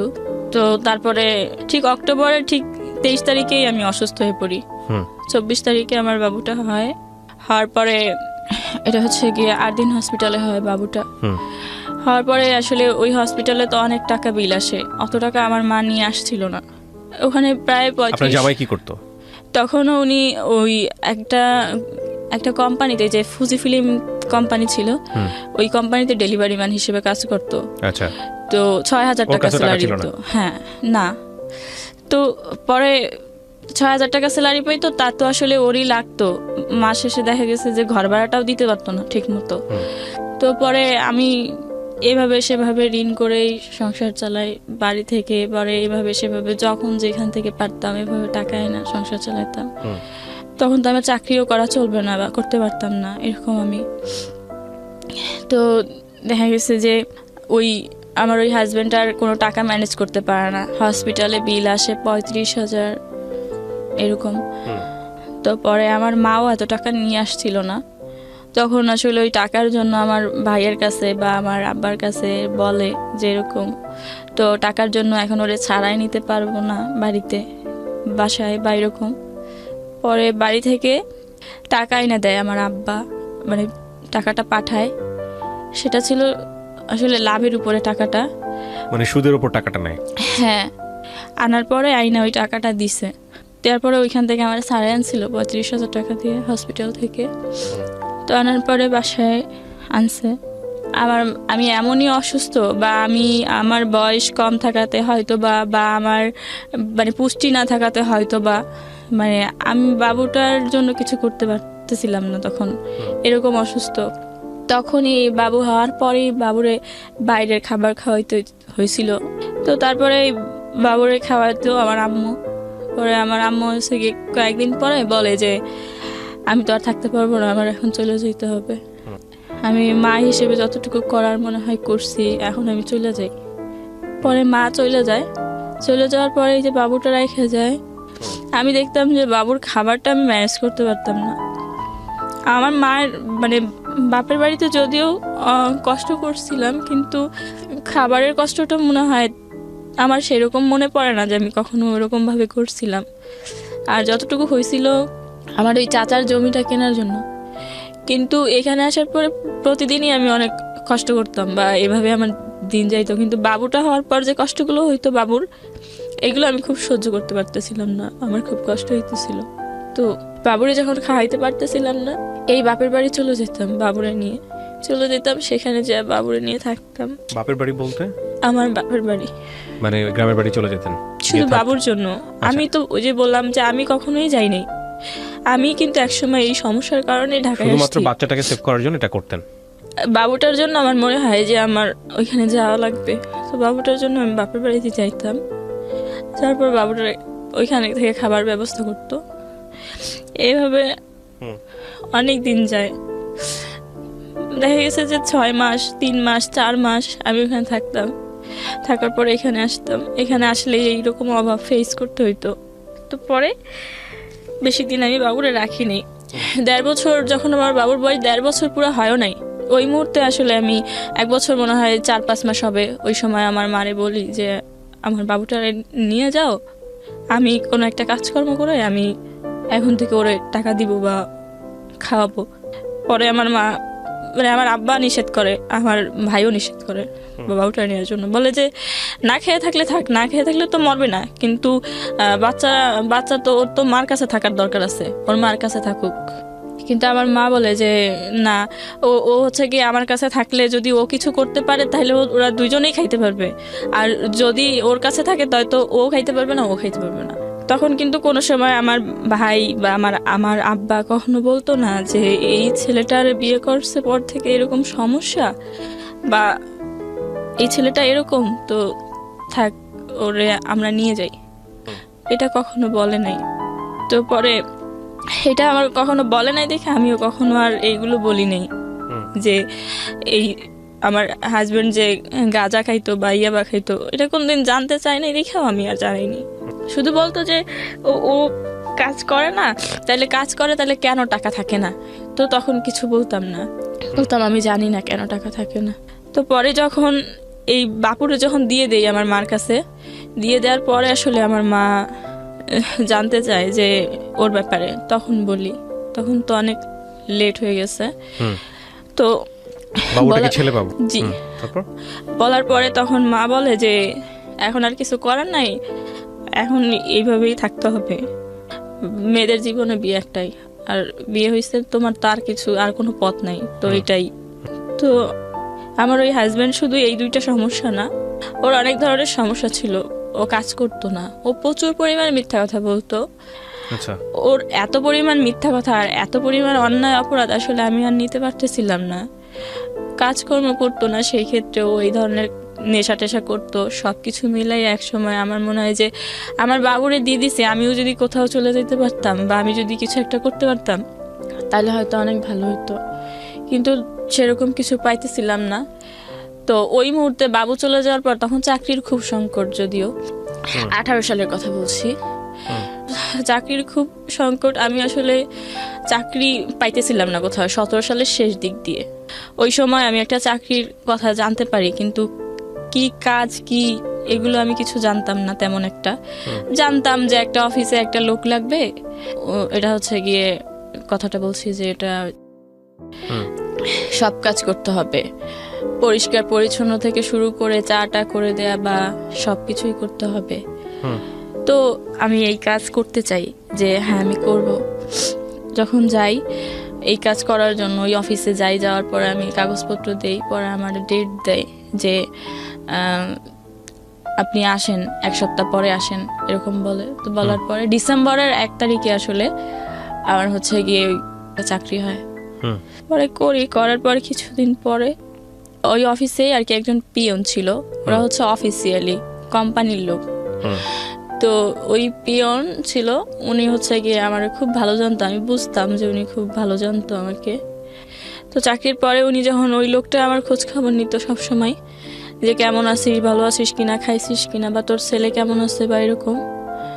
তারপর ওনার সাথে আমার কথা হয়। তো একটা সময় ওনারে আমি বলি যে আমি সব কথা বলি যে আমার বাবু আছে বা আমার বাবু এরকম বাড়িতে বা এই সমস্যার জন্য আমি চাকরি করি বা আমার হাজব্যান্ড হচ্ছে গিয়ে এরকম, এটা বলি। কিন্তু আমার একটা কথা কিন্তু বলা হয় নাই, আমার হাজব্যান্ড যে ইয়াবা সেবন করতো সেটা করার পরে আসলে আমার সাথে আচরণগুলো কেমন হইতো। হ্যাঁ, এটা আসলে আমি ওয়াইফ, আমি শুধু উনি আমাকে একটা মেয়ে হিসেবে ইউজ করতো, এটাই আমি জানতাম। আর আমার কোনো ভালো লাগা খারাপ লাগা আমার কোনো কিছুই ছিল না। তো এই সব সমস্যা ফেস করতাম, কিন্তু এই সমস্যাটা ওই লোকটার কাছে আমি কখনো বলি নাই। শুধু ওই আমার হাজব্যান্ড যে আসলে নেশা টেশা করতো এই বিষয়ে, বা আমার বাবু বাড়িতে আমার বাবু আছে, বা আমার সংসারের এই সমস্যাগুলো ওনাকে আমি মাঝে মাঝে বলতাম। তো আমি একদিন আসলে ওনার জানতে চাই যে আপনি কেমন আছেন, আপনি খাইছেন কি না। তখন উনি আমাকে একদিন বলে যে হচ্ছে গিয়ে হ্যাঁ আমি খাইছি, একটা রুটি খাইছি। আমি বলি যে একটা রুটি খাইছেন শুধু, আর কিছু খান নাই? বলে যে না, একটা রুটি শুধু খাইছি। তো আমি বলি যে কেন? বলে যে এই তো একটা রুটি খাইছি এই জন্য, টাকা বাঁচানোর জন্য। আমি বলছি রুটি দিয়ে কি কিছু খান নাই? বলে না, রুটি দিয়ে কিছু খাইতে গেলে তো টাকা লাগবে, তাই শুধু রুটিই খাইছি। তো পরে এটা শোনার পরে আমি ওদিকে তাকাই থাকি। উনি বলে যে, আমি বলি যে ও আচ্ছা ঠিক আছে, তো রাতের বেলা কোথায় খান? বলে রাতে বাসায় রান্না করে খাই, অফিসে তো দুপুরে তো অফিসে খাই, আর রাতে বাসায় রান্না করে খাই। আমি আচ্ছা রাতে বাসায় কি রান্না করেন? বলে রান্না করি ভর্তা ভাত। তো আজকে হচ্ছে গিয়ে তো তাও নাই, আজকে হচ্ছে বাসায় মনে হয় আধা পট চাল আছে আর একটা আলু আছে, তো এটা আজকে বাসায় গিয়ে খাবো, রান্না করে খাবো, পরে দেখি কালকে কি করা যায়। প্রিয় দর্শক এবং আলাপনে, তো এটা বলার পরে আসলে আমি ওনার দিকে তাকাই থাকি যে উনি দেখতে শুনতে এরকম একটা মানুষ, বোঝাই যাচ্ছে না যে ওনার উপরেও এই আর্থিক সমস্যাগুলো ভর করছে, বা উনি এরকম সমস্যার মধ্যে আছে, কিভাবে এটা সম্ভব? তো উনি কি আমারে দেখে বুঝতে পারতেছে যে আমি কেন খাইনি?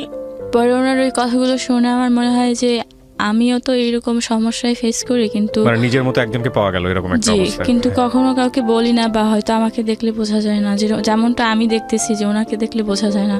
তো আসলে কি এরকম মানুষ আরো অনেক আছে এরকম, আমি ভাবি।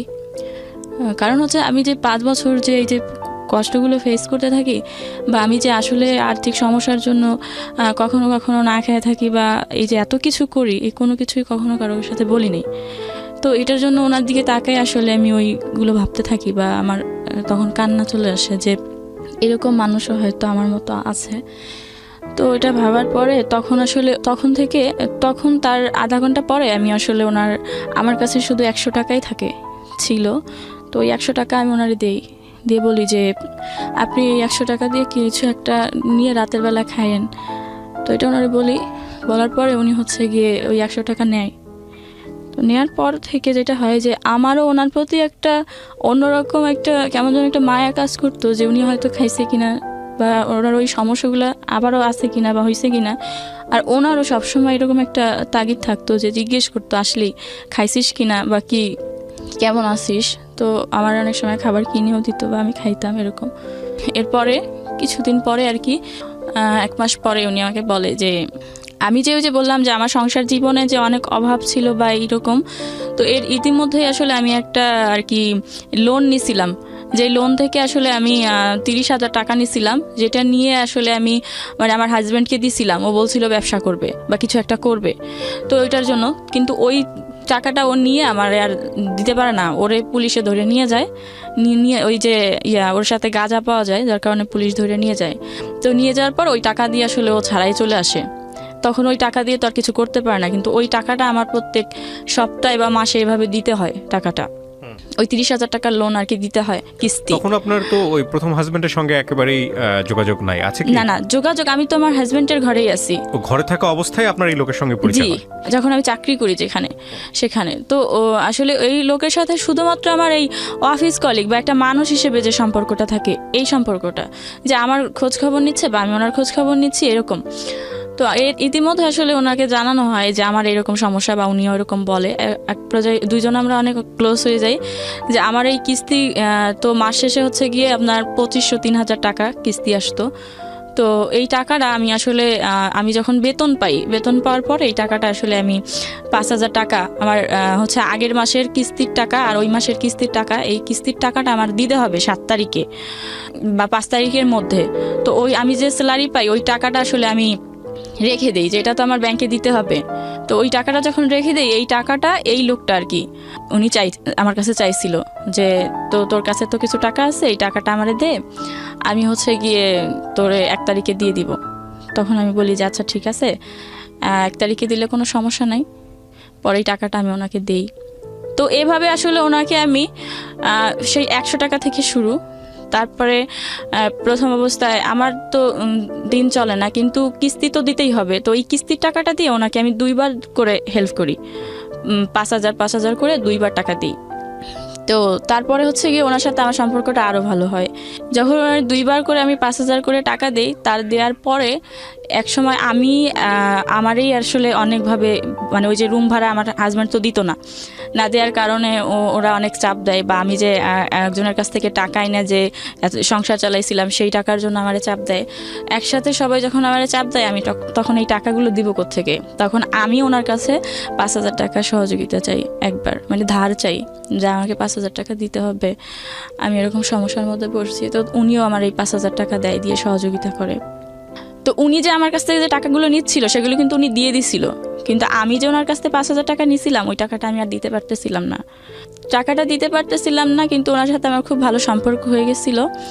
সম্পর্কটা ছিল এরকম, আমার সব সমস্যার কথা যখন ওনাকে বলার পর ওনার মনে হয় আমার প্রতি একটু মায়া কাজ করে। তো উনি আসলে আমার খোঁজ খবরগুলো নিচ্ছিল, ঠিক এরকম সম্পর্কটা। এবং তার সাথে সাথে বন্ধু হিসেবেও কেমন যেন আমার অনেক বেশি কেয়ার করতো। কিন্তু ওনার আর আমার বয়সের সাথে মানে 12-13 বছরের ডিফারেন্স।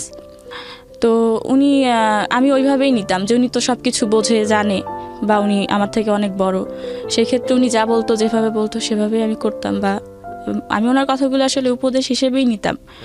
তো একটা সময় আমি ওনার টাকাটা যখন দিতে পারি না, ঈদের মধ্যে আসলে আমি জানতে পারি যে অফিসে আসলে সবাই এরকম বলাবলি করে যে ওই পিয়নের সাথে ওই মেয়েটার হচ্ছে গিয়ে এরকম একটা সম্পর্ক, বা হয়তো বা কোনো একটা সম্পর্ক বা এরকম।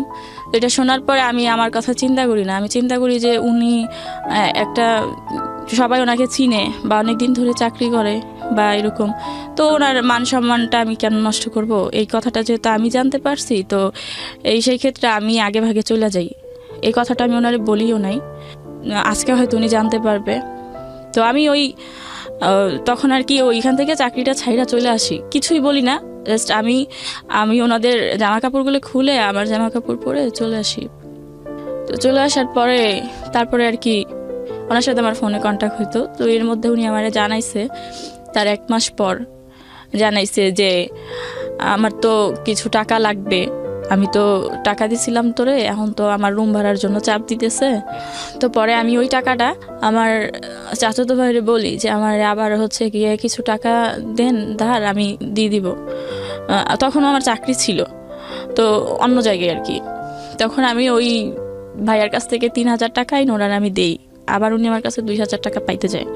তো তারপর থেকে আসলে আমি যে জায়গায় ওনার জন্য যে চাকরিটা ছাইড়া দিয়ে যখন আইসা অন্য জায়গায় চাকরি নিই, ওই চাকরিটা নেওয়ার পর ওই চাকরিটা আমি 2 মাসের বেশি আর করতে পারি না।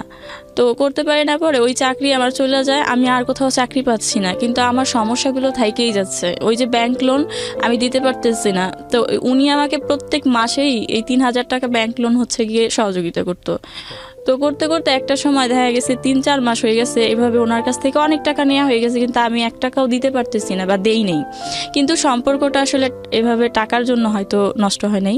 তো এই টাকা দেওয়ার মাঝখানে ওনার সাথে খুব ভালো সম্পর্ক হয়ে যাওয়াতে আমি ওনার সাথে খুব বেশি ক্লোজ হয়ে যাই, এবং তারপরে আমি জানতে পারি যে উনি আমাকে ওনার কিছু সমস্যার কথা বলে, যে উনি হচ্ছে গিয়ে পড়াশোনা করছে কিন্তু কাজে লাগাইতে পারে নাই, ভালো কোনো চাকরি পায় নাই, বা ওনার হচ্ছে গিয়ে যেটা না বললেই না, যে ওনার এই সমস্যাটার কথা আমাকে খুব ভালোভাবে বুঝায় বলে যে উনি বিয়ে করে নাই কেন। আমি ওনাকে মাঝে মাঝেই প্রশ্ন করতাম যে আপনার অনেক বয়স হয়ে গেছে, বিয়ে করেন নাই কেন? তো বলে যে বিয়ে তো করি নাই এইরকম সমস্যার জন্য। তো সমস্যাটা কি একদিন উনি আমাকে বলে যে আমার তো এরকমের আমার শারীরিক সমস্যা, আসলে আমার সমস্যাটা খুব গুরুতর, এরকম অনেকবারই বলে, কিন্তু আমি আসলে বুঝতে পারি না, মানে কখনো বোঝারও চেষ্টা করিনি যে আসলে কি সমস্যার কথা বলে। আর আমার যে সমস্যাটা হয়তো, যে বলছিলাম আমার হাজব্যান্ড হচ্ছে গিয়ে ইয়াবা খাইতো, আমি যখন জানতাম আমার হাজব্যান্ড হচ্ছে গিয়ে তখন চাকরি করতো, কোম্পানির নাম জি, ওই কোম্পানিতে যখন চাকরি করতো উনি হচ্ছে গিয়ে চিটাগংয়ে যাইতো ডেলিভারি দিতে। আর ওই ডেলিভারি দিয়ে আসার সময় উনি হচ্ছে গিয়ে ইয়াবা নিয়ে আসতো, এবং উনি হচ্ছে গিয়ে রাতের বেলা হচ্ছে গিয়ে ওই ডেলিভারি দিতে যাইতো, এবং পরের দিন সকালবেলা উনি ঢাকাতে পৌঁছাইতো। আমি যখন বুঝতাম যে উনি ঢাকাতে পৌঁছাইছে তখনই আমি হচ্ছে গিয়ে অফিস থেকে বের হয়ে যাইতাম, মানে বাসা থেকে বের হয়ে অফিসে যাইতাম। অফিস করে আমি রাতে আর বাসায় ফিরতাম না, কারণ আমি তো জানতাম যে আমার হাজব্যান্ড বাসায় আসছে, তার মানে ও হচ্ছে গিয়ে ইয়াবা নিয়ে আসছে। তো আমার অবস্থা কি হবে এটা আমার তখনই কল্পনা করতাম। মানে এটা কল্পনা কি মানে কি করতে উনি ইয়াবা খাওয়ার উনি পরে? ইয়াবা খাওয়ার পরে আমাকে শারীরিকভাবে টর্চার করতো। দেখা গেছে যে ওই ইয়াবা খাইলে কি হয় আমি জানি না, বাট ইয়াবা খাওয়ার পরে দিন রাত উনি আমাকে এরকম নির্যাতন করতো।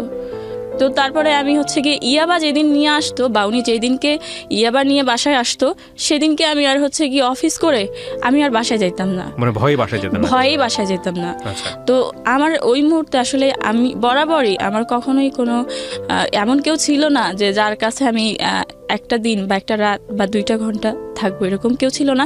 ওই মুহূর্তে শুধুমাত্র ওই লোকটাই ছিল, যে তাও একটা ছেলে মানুষ, বা ওনার সাথে আবার এরকম একটা সম্পর্ক, বা উনি আবার হিন্দু ছিল। তো আমি আসলে উনি আমার সব কিছু জানতো, কিন্তু এই বিষয়টা আমি ওনার বলি নাই যে আমার হাজব্যান্ড যে এই নিয়ে আমাকে টর্চার করে, বা এই জন্য আমি বাসায় যাব না। হ্যাঁ, অনেক সময় আমি রাস্তায় বসে থাকতাম যে আমি যাব না বাসায়, তো উনি বলতো যে আরে মারবে না, বা তোর কিছু বললে আমি দেখবো না, তুই যা। কিন্তু আমি ওনাকে বলতাম না যে আসলে সমস্যাটা কি।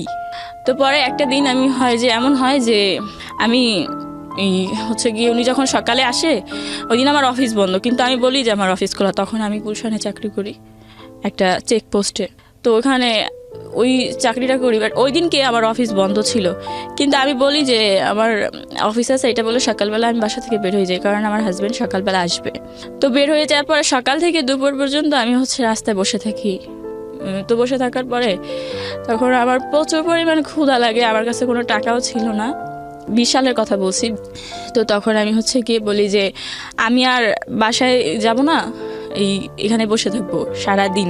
বাট রাতের বেলা কোথায় যাবো এটা নিয়ে আমি খুব টেনশনে ছিলাম। তো আমার কাছে কিছু ছিল না টাকা টোকা। আমি দুপুর পর্যন্ত যখন রাস্তায় বসে থাকি, তখন আমার এই লোকটার কথা মনে পড়ে যে ওনাকে একটা ফোন করি বা বলি, তো যে আমি রাস্তায়। তো আমি ওনার ফোন দিয়ে বলি যে আমি এরকম বাইরে আছি।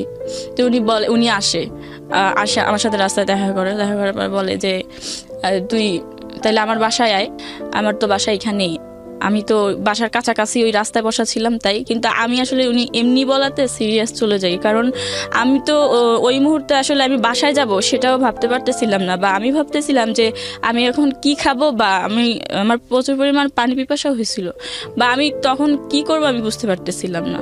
আমি জানতাম যে উনি একা থাকে ওই বাসায়, উনি একটা ছেলে মানুষ একা থাকে। এই সব কিছু জানা সত্ত্বেও আমি ওনার বাসায় যাই, বা আমি যাইতে চাই। এবং আমি ওনার বাসায় যাওয়ার পরে উনি আমাকে ভাত খাইতে দেয়। হ্যাঁ, একটা কথা যেটা ওই যে শুরু থেকেই বলছিলাম, যে আমি জানতাম যে ওনার সাথে আমার হচ্ছে গিয়ে 17 সালের ডিসেম্বর পরিচয় হয়েছে, বা 20 সালের কথা বলছি আমি এখন। এই পর্যন্ত আমি কোনোদিন শুনি নাই যে উনি হচ্ছে গিয়ে ডাল আর আলু ভর্তা বা ডাল ভর্তা বা এইগুলো ছাড়া আমি কোনোদিনও শুনি নাই যে উনি অন্য কোনো কিছু দিয়ে ভাত খাইছে। তো আমি ওনার বাসায় যাই, উনি আমাকে ওইটা দিয়ে ভাত খাইতে দেয়, যে আলু ভর্তা আর ডাল। তো আমি ভাত খাই, ভাত খাওয়ার পর উনি বলে যে তোর বাসায় দিয়ে আসি চল। আমার বাসায় তো কেউ থাকে না, তাছাড়া আমি ছেলে মানুষ, তোরে তো রাখতে পারবো না, তোর বাসায় দিয়ে আসি চল। কিন্তু তখন আমি বলি যে আমি বাসায় যাব না, আমি ওইখানে থাকতে চাই। তারপর উনি বলে যে এখানে থাকিস না, আর তাছাড়া কেউ দেখলেও সমস্যা হবে, তোর আর আমার সম্পর্কের কথা তো কেউ জানে না, বাট এটা মানুষ তো অন্য চোখে দেখবে বা অন্যরকম হয়ে যেতে পারে, তোরে বাসায় দিয়ে আসি। কিন্তু আমি আসলে বাসায় যাই না, আমি ওইখানে থাকি এবং আমার ফোন টোন সব কিছু অফ। তারপরে আমি ওইখানে থাকি ওই দিন রাতে। ওনার সাথে আমার সম্পর্কটা ওই দিনই খারাপ হয় নাই, ওনার সাথে আমার সম্পর্কটা এরকমভাবে খারাপ হয়েছিল যে আমি যখন ওনার কাছে যাওয়ার পরে আমার মনে হয়েছে যে এই যে একটা আশ্রয় আমার সবেমাত্র আমার জীবনে মিলছে, যে আমি এখানে এসে হয়তো থাকতে পারবো। কিন্তু তারপর থেকে যেই দিনই মনে হইতো যে আজকে আমার হাজব্যান্ড আসতেছে বা আসবে, ওই দিনই আমি বাসা থেকে পালাই আসতাম বা পালাই এরকম করতাম। তো দেখা গেছে যে আমার হাজব্যান্ডের কাছেও এখন আমি আরও বেশি নির্যাতিত, যে রাতের বেলা কই ছিলি বা কি করছিলি, তখন বলতাম যে আমার অফিসে হচ্ছে গিয়ে নাইট ছিল, রাতের বেলা কাজ করতে হবে, এরকমই বলতাম। যত মিথ্যা ছিল সব বলে বলে বলে বলে আমি এভাবে বাঁচার চেষ্টা করতাম। এবং ওই সময়টাতে আপনি ওখানে স্টে করতেন? জি, আমি ওখানে থাকতাম ওনার কাছে। ইতিমধ্যে যেটা হয় যে আমি বলছিলাম যে এই লোকটার, আমি বারবারই শুনছিলাম যে এর হচ্ছে গিয়ে শারীরিক সমস্যা, কিন্তু শারীরিক সমস্যাটা কি আমি জানতাম না বা আমি বুঝতেও চাইতাম না। যখন এর পাশে আমি থাকতে শুরু করলাম তখন কিন্তু এর সাথে আমার সম্পর্কটা অন্যরকম। জাস্ট এইটা আসলে কোনো রিলেশন, গার্লফ্রেন্ড বয়ফ্রেন্ডের সম্পর্ক বা বন্ধুত্বের সম্পর্ক বা অবৈধ সম্পর্ক, কোনোটারই নাম দেওয়া যাচ্ছিল না। আমি নিজে নিজে আন্দাজ করতাম যে এটা আসলে কেমন সম্পর্ক, যে আমি ওনার কাছে থাকার পরে আমি এইটা তখন। বাংলাদেশ, আমরা আবারও ফিরে যাচ্ছি আলাপনে। ওনার এমনই সমস্যা যে উনি বিয়ে করতে চায় না বা বিয়ে করবে না বা বিয়ে করতে পারবে না, এরকম একটা সমস্যা, যেটা দেখার পরে আমি আসলে খুশি হই যে আমি এমন একটা মানুষের কাছে আশ্রয় নিয়েছি যার এই সমস্যাটা থাকাতে হয়তো আমি অনেক ভালো থাকবো বা আমার কোনো সমস্যা হবে না। যে এই বিষয়টা হচ্ছে এরকম যে আপনি এই সম্পর্কটাকেই ঘৃণা করা শুরু করেছিলেন একসময়, কারণ আপনার জীবনে প্রথম যে ঘটনাটা ঘটে সেটা খুবই অনাকাঙ্ক্ষিত এবং অচিন্তনীয় ছিল। এরপরে হাজবেন্ডের কাছে এসেও এটা এক ধরনের, যেটাকে আমাদের আইনগতভাবে বলা হয় মেরিটাল রেপ, মানে বৈবাহিক পরবর্তী জীবনের রেপ। এবং এরপরে আপনার এই ধরনের সম্পর্কের প্রতি এক ধরনের ঘেন্না জন্মে গেছে, সোজা কথা যেটা বলি। ঘেন্না মানে আমার কাছে মনে হতো যে এটা এখন আমার হয়তো একটা রোগ হয়েছে, যে আমার দ্বারা এটা সম্ভবই না, মানে আমি এটা মন থেকে মানতেই পারতাম না, যেটা ওই ছেলেটার মধ্যে ছিল না বলে আপনার ওখানে ভালো লাগা শুরু হয়। জি, ওখানে ভালো লাগা শুরু হয়। স্ট্রেঞ্জ স্টোরি দেখেন, যে আমি ভাবি যে এই লোকটার এই সমস্যাটা নাই, তার মানে 5-10টা ছেলের মতো ও আমার সাথে এমন করবে না বা ও তো করতে পারবে না। আমি মনে মনে অনেক খুশি হই যে ওর এই সমস্যাটা হয়েছে, ভালো হয়েছে, কিন্তু ও কিন্তু অনেক কষ্ট নিয়ে বলতো আমাকে, বা ওরে আমি এমনিতে অনেক ভালোবাসি। কিন্তু তারপরে আমি দেখতাম যে এই লোকটার এই সমস্যাটা, কিন্তু মানুষ হিসেবে ও এত ভালো।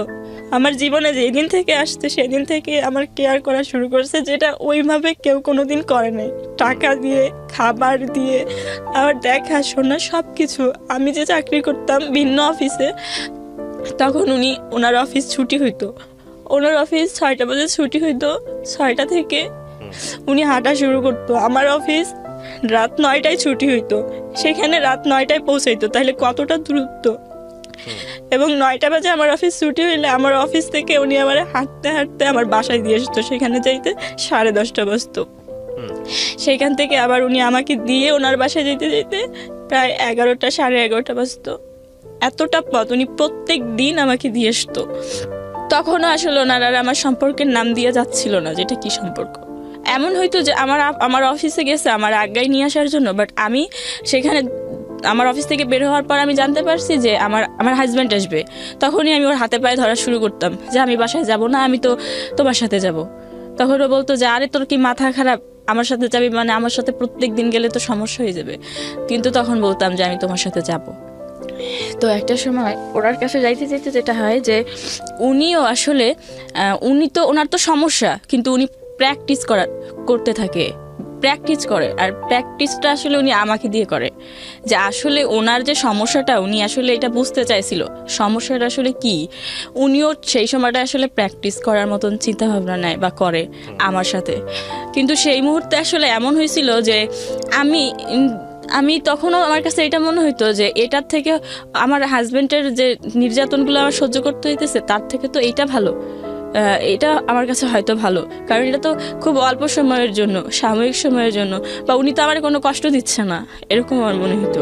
তখন আসলে আমার এটা মনে হতো না যে উনি আমার সাথে এটা করতেছে তো আমি এখন আসলে চলে যাই বা অন্য কিছু। হ্যাঁ, আমার মাঝে মাঝে মনে হতো যে আমি মরে যাই।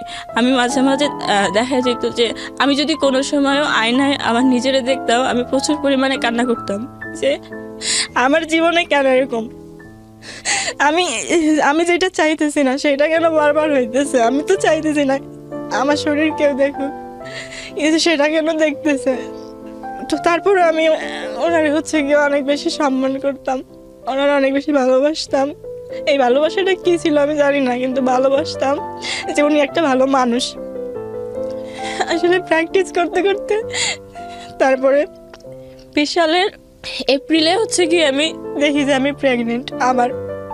কিন্তু আমি তখন এইটা বুঝতে পারি যে এইটা তো আমার হাজবেন্ডের না, এটা তো ওই যে উনি আমার সাথে প্র্যাকটিস করতেছে এইটা। তখন আমি কি করব, আমার কাছে কোনো ওরকম মানে সবসময় আসলে আমার কাছে কোনো দিন টাকা থাকতো না। চাকরি করতাম, করার আগেই দেখতাম যে আমি তো বেতনের টাকা থেকে আরও 5,000 টাকা এখন আনতে হবে কোনো খাত থেকে, না তো আমার বাসা ভাড়া বা আমি যে টাকা দিতে হবে এটা তো আমি দিতে পারতেছি না। তো সবসময় 5,000 টাকা কমই থাকতো, 6,000 টাকা কমই থাকতো, কোনোদিন একটা টাকা বেশি থাকতো না। তার মানে এটা তো আমার কাউরে না কাউরে জানাইতেই হবে। তো সেই সময় ওনাকে জানাই যে আমি এরকম। তো উনি ব্যাপারটা খুব সহজেই মাইনা নেওয়ার পর উনি বলে যে আচ্ছা ঠিক আছে, তুই হচ্ছে গিয়ে আবার মাফ করে দে, তুই অ্যাবর্শন করা, আর যত টাকা লাগবে আমি দিব। পরে উনি অ্যাবর্শনের জন্য এক জায়গায় কথা বলতে বলে, আর এমন একটা জায়গায় কথা বলতে যাই যেই ক্লিনিকে আসলে আমার পরিচিত একটা আপু চাকরি করে, মানে উনি হচ্ছে গিয়ে ওই নার্সদের সাথে কাজ করে, ওই আপু কাজ করে। আমি যখন বলার পর বলে যে তোমার এটা তো করবা ঠিক আছে, কিন্তু ভাইবা চিন্তা দেখছো, তোমার হাজব্যান্ডে বলছো, এরকম বলে। তো উনি বলে যে তোমার হাজব্যান্ডে নিয়ে আসো, তার সাথে আগে কথা বলি, তারপরে এটা করবা কি না একটা ডিসাইড করব আমরা। পরে আমি বলি আমার হাজব্যান্ডও তো দরকার, তাই আমি বলছি আমি করব না। বলে তোমার দরকার না হলেও আমাদের দরকার আছে, হাজব্যান্ডের সাথে আগে কথা বলতে হবে। তখন আমি আর রাগ করে যাই না, কারণ হচ্ছে আমার হাজব্যান্ডটা তো আমি জায়গায় নিতে পারবো না, উনি তো আমার হাজব্যান্ডটা চিনে। তো সেই মুহূর্তে আমি এখন কিভাবে নিব, কাকে নিব, তো ওইটা আমি তখন হচ্ছে গিয়ে এড়াই যাই বিষয়টা। এই বিষয়টা তখন আমি আর মাথায় নিই না, যে আমার জীবনে যা আছে হবে। আমি আর এত কষ্ট সহ্য করতে পারতেছিলাম না ওই মুহূর্তে, এই বিষয়টা আমি পুরো বাদ দিয়ে দিই। হ্যাঁ, আমার মনের মধ্যে সবসময় আমার জ্বালাতন করতো যে এটা আমি ভিতরে আছে, আমি এখন এটা কি করব, কিন্তু কিছু করতে পারতেছিলাম না সেই মুহূর্তে। টাকা, সাপোর্ট, আরও অনেক কিছুর দরকার, এবং আমার চাকরিটাও তখন চলে যাবে যদি আমি করতে চাই।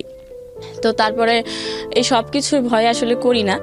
তখন এইটা থাইকা যায়, যখন এইটা 5.5 মাস হয় তখন হচ্ছে গিয়ে আমি ওনারে বলি যে আমি তো ওইটা অ্যাবর্শনটা করাইছিলাম না।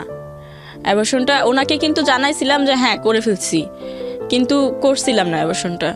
যখন 5.5 মাস হয় তখন ওনাকে বলি যে আমি অ্যাবর্শনটা তো করাই নেই। তখন উনি বলে কি বলতেছিস, তুই কি বলতেছিস, তুই এখন পর্যন্ত অ্যাবর্শন করাস নাই। উনি অনেক উত্তেজিত হয়ে যায়। তখন আমি বলি যে হ্যাঁ আমি অ্যাবর্শনটা করাই নাই, আমি এটা করাইতে পারবো না।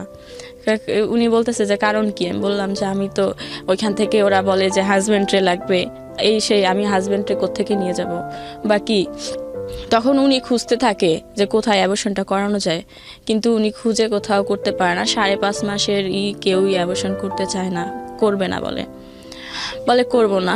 তা আমার তো ওনার বাসায় যাওয়া আসা ছিলই।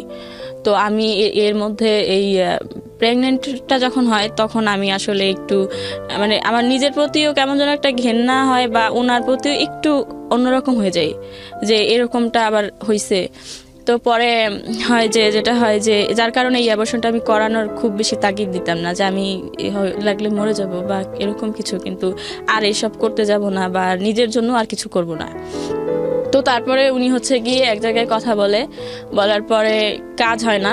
পরে উনি আমার হাতে পায়ে ধরে যে তুই এই অ্যাবর্শনটা করা, আমার ভুল হয়ে গেছে, আর তুই এই অ্যাবর্শনটা করা, দেখ কোথাও অনেক টাকা নিয়েও বা কোনো কিছু করে যদি করে।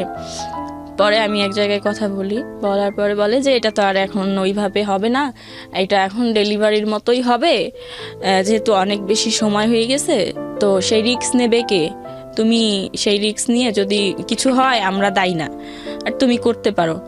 আর সেটাও এটা আমার ক্লিনিক জানবে না, মানে আমি এই মেডিসিনটা তোমাকে বাইরে থেকে দিব এবং আমি সব কিছু তোমাকে বলে দেব, তুমি কোথায় গিয়ে করবা এটা তুমি ভালো জানো, আমি জানি না। তো তখন আমি ওনাকে বলি যে আসলে এই মেডিসিনটা ইউজ করার পরে আমার কি হবে আমি তো জানি না, কিন্তু আমার তো বাসায় যাইতে পারবো না, তো ওইখানে আমার একটা রাতের জন্য রাখেন, যেহেতু আপনি এই অ্যাবর্শনটা করাবেন এবং উনি 10,000 টাকা নিবে। তো 10,000 টাকা আপনি নিবেন বা আপনি করাবেন, তাহলে আমার জীবনের রিস্ক নিতে হবে না, আমি মারা গেলে সমস্যা নেই, কিন্তু যদি আমি থাকবো কোথায় বা এটা অ্যাবর্শনটা কোথায় করাবো, যদি এখানে করানো সম্ভব হয় তাহলে এখানে একটু করান। তখন উনি বলেন না, এসব আমি আমার এখানে করাই না। ওটা ছিল ওনার বাসা। তো উনি ওই মেডিসিনগুলো আমাকে দিয়ে দেওয়ার পর উনি বলে যে তুমি এবার বাসায় চলে যাও, কোথায় যায় করাবা সেখানে চলে যাও, বাট তুমি অল্প সময়ের মধ্যে চলে যাবা যেখানেই যাও। তো তখন আমি হচ্ছে কি ওনাকে ফোন করে বলি যে আমি খুব অসুস্থ, আমি তো ওই মেডিসিনগুলো নিছি, এখন আপনি কোথায় আছেন, খুব অল্প সময়ের মধ্যে আমার নিয়ে যান। তো উনি খুব অল্প সময়ের মধ্যেই আইসা নিয়ে যায়।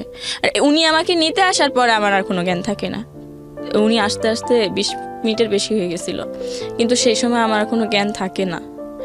উনি আমাকে পরে মানে প্রথমে সিএনজিতে যখন দেখে যে প্রথমে রিক্সায় যখন দেখে যে আমার কোনো জ্ঞান নাই, তখন উনি হচ্ছে গিয়ে খুব ভয় পায় যে কেউ যদি দেখে যে একটা মেয়ের জ্ঞান নাই তারে নিয়ে যাচ্ছে তো উনি বিপদে পড়বে। এই কারণে পরে উনি রিক্সা ছাইড়া দিয়ে সিএনজি করে উনি ওনার বাসায় আমার নিয়ে যায়। ওনার বাসায় নিয়ে তারপর উনি আমার মানে শোয়াই রাখার পরে 2-1 ঘন্টা পরে হচ্ছে গিয়ে আমি অসুস্থ হই। এর মধ্যে আমার কোনো জ্ঞান ছিল না। তো তারপরে হচ্ছে গিয়ে 2-1 ঘন্টা পরে যখন আমি দেখি যে আমার খুব পেইন হচ্ছে, আমি খুব অসুস্থ, তখন উনারে ছাড়া তো আমি আমার পাশে আর কাউকে দেখতে পাই না। আর যত সহযোগিতা যা হেল্পের প্রয়োজন ওনার কাছ থেকেই নিয়েছি, বা ওনারই আমি ওইভাবেই সব কিছু বলি যে আমার এরকম লাগতেছে বা আমি হয়তো বাঁচবো না আর, বা এরকম বলি। তো বলার পরে হচ্ছে কি ওই অ্যাবর্শনটা ওনার বাসায় হয়। একটা কথা আমি বলতে ভুলে গেছিলাম, আমি যে ওই অ্যাবর্শনটা করাই ওটা তো 5.5 মাস প্লাস ছিল। যেদিন আমি অ্যাবর্শনটা করাইতে চাই তার 2-3 দিন আগে থেকে আমি প্রত্যেকদিন স্বপ্ন দেখতাম যে একটা ছোট বাবু আমার গলা টিপে ধরতেছে, আমাকে মাইরে ফেলতে চায়। তো আমি ওই কথাটা ওনারে বলছিলাম বারবার যে আমি অ্যাবর্শনটা ওই মুহূর্তে যেটা 2-3 দিন যখন আমি স্বপ্ন দেখি যে একটা ছোট্ট বাচ্চা হাঁটতে পারে না কিন্তু আমারে মাইরে ফেলতে চায়, ঠিক ওই মুহূর্তে আমি বুঝতে পারি যে হয়তো অ্যাবর্শনটা আমি করাটা ঠিক হবে না, বা এই অ্যাবর্শনটা যদি আমি না করাই হয়তো অনেক ভালো হবে। এক কথা আমার ভালো হবে না, কিন্তু আমি ওই বাবুটার বাঁচাইতে চাই। কিন্তু তখন ওই বাবুটার জন্য আমি হচ্ছে কি এই প্রথমবার এই সিদ্ধান্ত, যেটা আমি কোনোদিন নিজেও জানতাম না যে এই প্রথম বাচ্চার বয়স কত তখন আমার বাবুর বয়স হচ্ছে 3.5 বছর প্লাস। 3.5 বছর, এবং ও তো বাবার সঙ্গেই থাকতো? জি না, আমার মায়ের সঙ্গে থাকতো। আপনার প্রথম হাজবেন্ড কি জেনেছিল যে সেকেন্ড বাচ্চাটা তার না? এর কি জেনেছিল? না, সে জানতোই না। সেও বলেছে অ্যাবর্ট করার জন্য। সে জানতো তার বেবি? না, সে জানতোই না যে আমি প্রেগন্যান্ট। হ্যাঁ, সে জানতোই না। আচ্ছা, সেটা বলেই নাই। আচ্ছা, তো আপনি সেকেন্ড বাচ্চাটা অ্যাবর্ট করলেন, তখন তার সাথে আপনার কি সম্পর্ক? ফার্স্ট হাজবেন্ডের কি সম্পর্ক? সম্পর্ক জাস্ট দূরত্ব। উনি যে আমার হাজবেন্ড এইটাই আমি জানি না, জাস্ট আমি তার ঘরেই থাকতেছি, কিন্তু সে আসলেই পালাই বেড়াইতেছি, তাহলে তার সাথে আমার সম্পর্কটা কেমন হইতে পারে?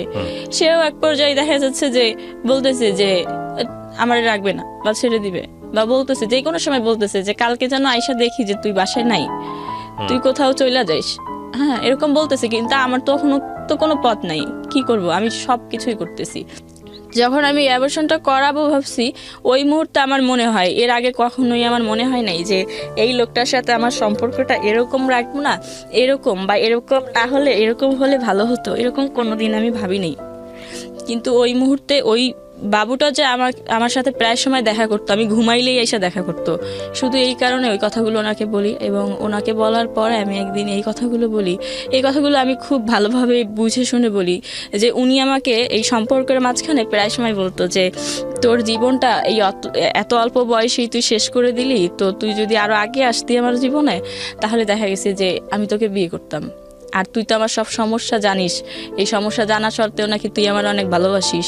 আর আমি যে ওনারে কেন ভালোবাসতাম এটা উনি কখনো বুঝায় বলি নেই। আমি বলতাম যে আমি তো আসলে এইরকম ছেলেই ভালোবাসি, আমি তোমার এই জন্য খুব ভালোবাসি, তোমার এই সমস্যাতেই। কিন্তু ও আসলে তখন আমাকে বলে যে তুই যদি আরো আগে আসতি তোরে বিয়ে করতাম। আমারে তো কোনো মেয়ে বিয়ে করবে না, কারণ বিয়ে করলেও সে থাকবে না। তো তুই এত ভালো, তুই যদি আমারে বিয়ে করতি, আমি আরো আগে আসতি তোকে করতাম। তো ওই বাবুটা যখন অ্যাবর্শন করার কথা আমি ভাবি, বা আমি যখন ভাবি যে এটা আমি করবো না, তখন হচ্ছে ফার্স্ট টাইম আমি ওনার পায়ে ধরে মানে কান্নাকাটি করি। অবশ্য পায়ে ধরার আগে আমি নিজে নিজেই অনেকবার প্রিপারেশন নিই যে এই বাবুটা রাখতে গেলে আমার কি করতে হবে, বা আমি এটা কিভাবে রাখবো। তো তখন আমি হচ্ছে গিয়ে একদিন ওনার সাথে দেখা করে আমি ওনার পায়ে ধরে কান্নাকাটি করি অনেক, যে আমি তোমার সাথে আমার কেমন সম্পর্ক, কি সম্পর্ক, আমি সেই সম্পর্কের নাম জানি না, বাট সেই সম্পর্কটা কি আমি তাও জানি না, ভালো খারাপ আমি বুঝি না।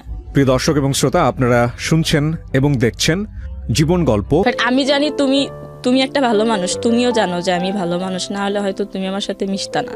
তো আমি সেই জায়গা থেকে তোমারে বলতেছি আমি এইরকম সমস্যা ফেস করতেছি, এই বাবুটা আমি রাখতে চাই। তো তুমি কি এই সম্পর্কের নামটা কি চেঞ্জ করে অন্য কোনো নাম দিতে পারবা কিনা, বা এই বাবুটা রাখতে পারবা কিনা। বা আমি ওরা এরকমটা বলি, যদি তুমি অন্য কোনো সম্পর্কের নাম দিতে না পারো, তাহলে তুমি তো বলছিলা যে তোমার বড় ভাইয়ের নাকি বাচ্চা হয় না, তো বাবুটা আমার রাখার মতো সুযোগ দাও, তারপর তোমার বড় ভাইরা নাইলে বাচ্চাটা দিয়ে দিও। তো তখন ও বলে যে না, এই বাচ্চা রাখা যাবে না, আর তোমার সাথে আমার সম্পর্কের নাম চেঞ্জ করবো কিভাবে, তুমি তো মুসলিম। তখন উনি বলে যে আমি তো শুভর মতো মুসলমান হইতে পারবো না, ধর্ম ছাড়তে পারবো না, কিভাবে আমি এই সম্পর্কের অন্য কোনো নাম দিব, তো তুই অ্যাবর্শনটা করাই ফেলা। এটা বলার পরে অ্যাবর্শনটা হওয়ার পরে তার কিছুদিন পরে ওনার সাথে আমার ওই যে কথা হয়েছিল, উনি বলছিল যে আমি ভেবে দেখবো যে কোনোভাবে তোরে রাখতে পারি কিনা, আমিও চাই যে তুই আমার সাথে থাক সারা জীবন, তোরে দেখতে পারি বা তোরে রাখতে পারি। তো তখন উনি বলছে এটা আমি ভেবে দেখবো।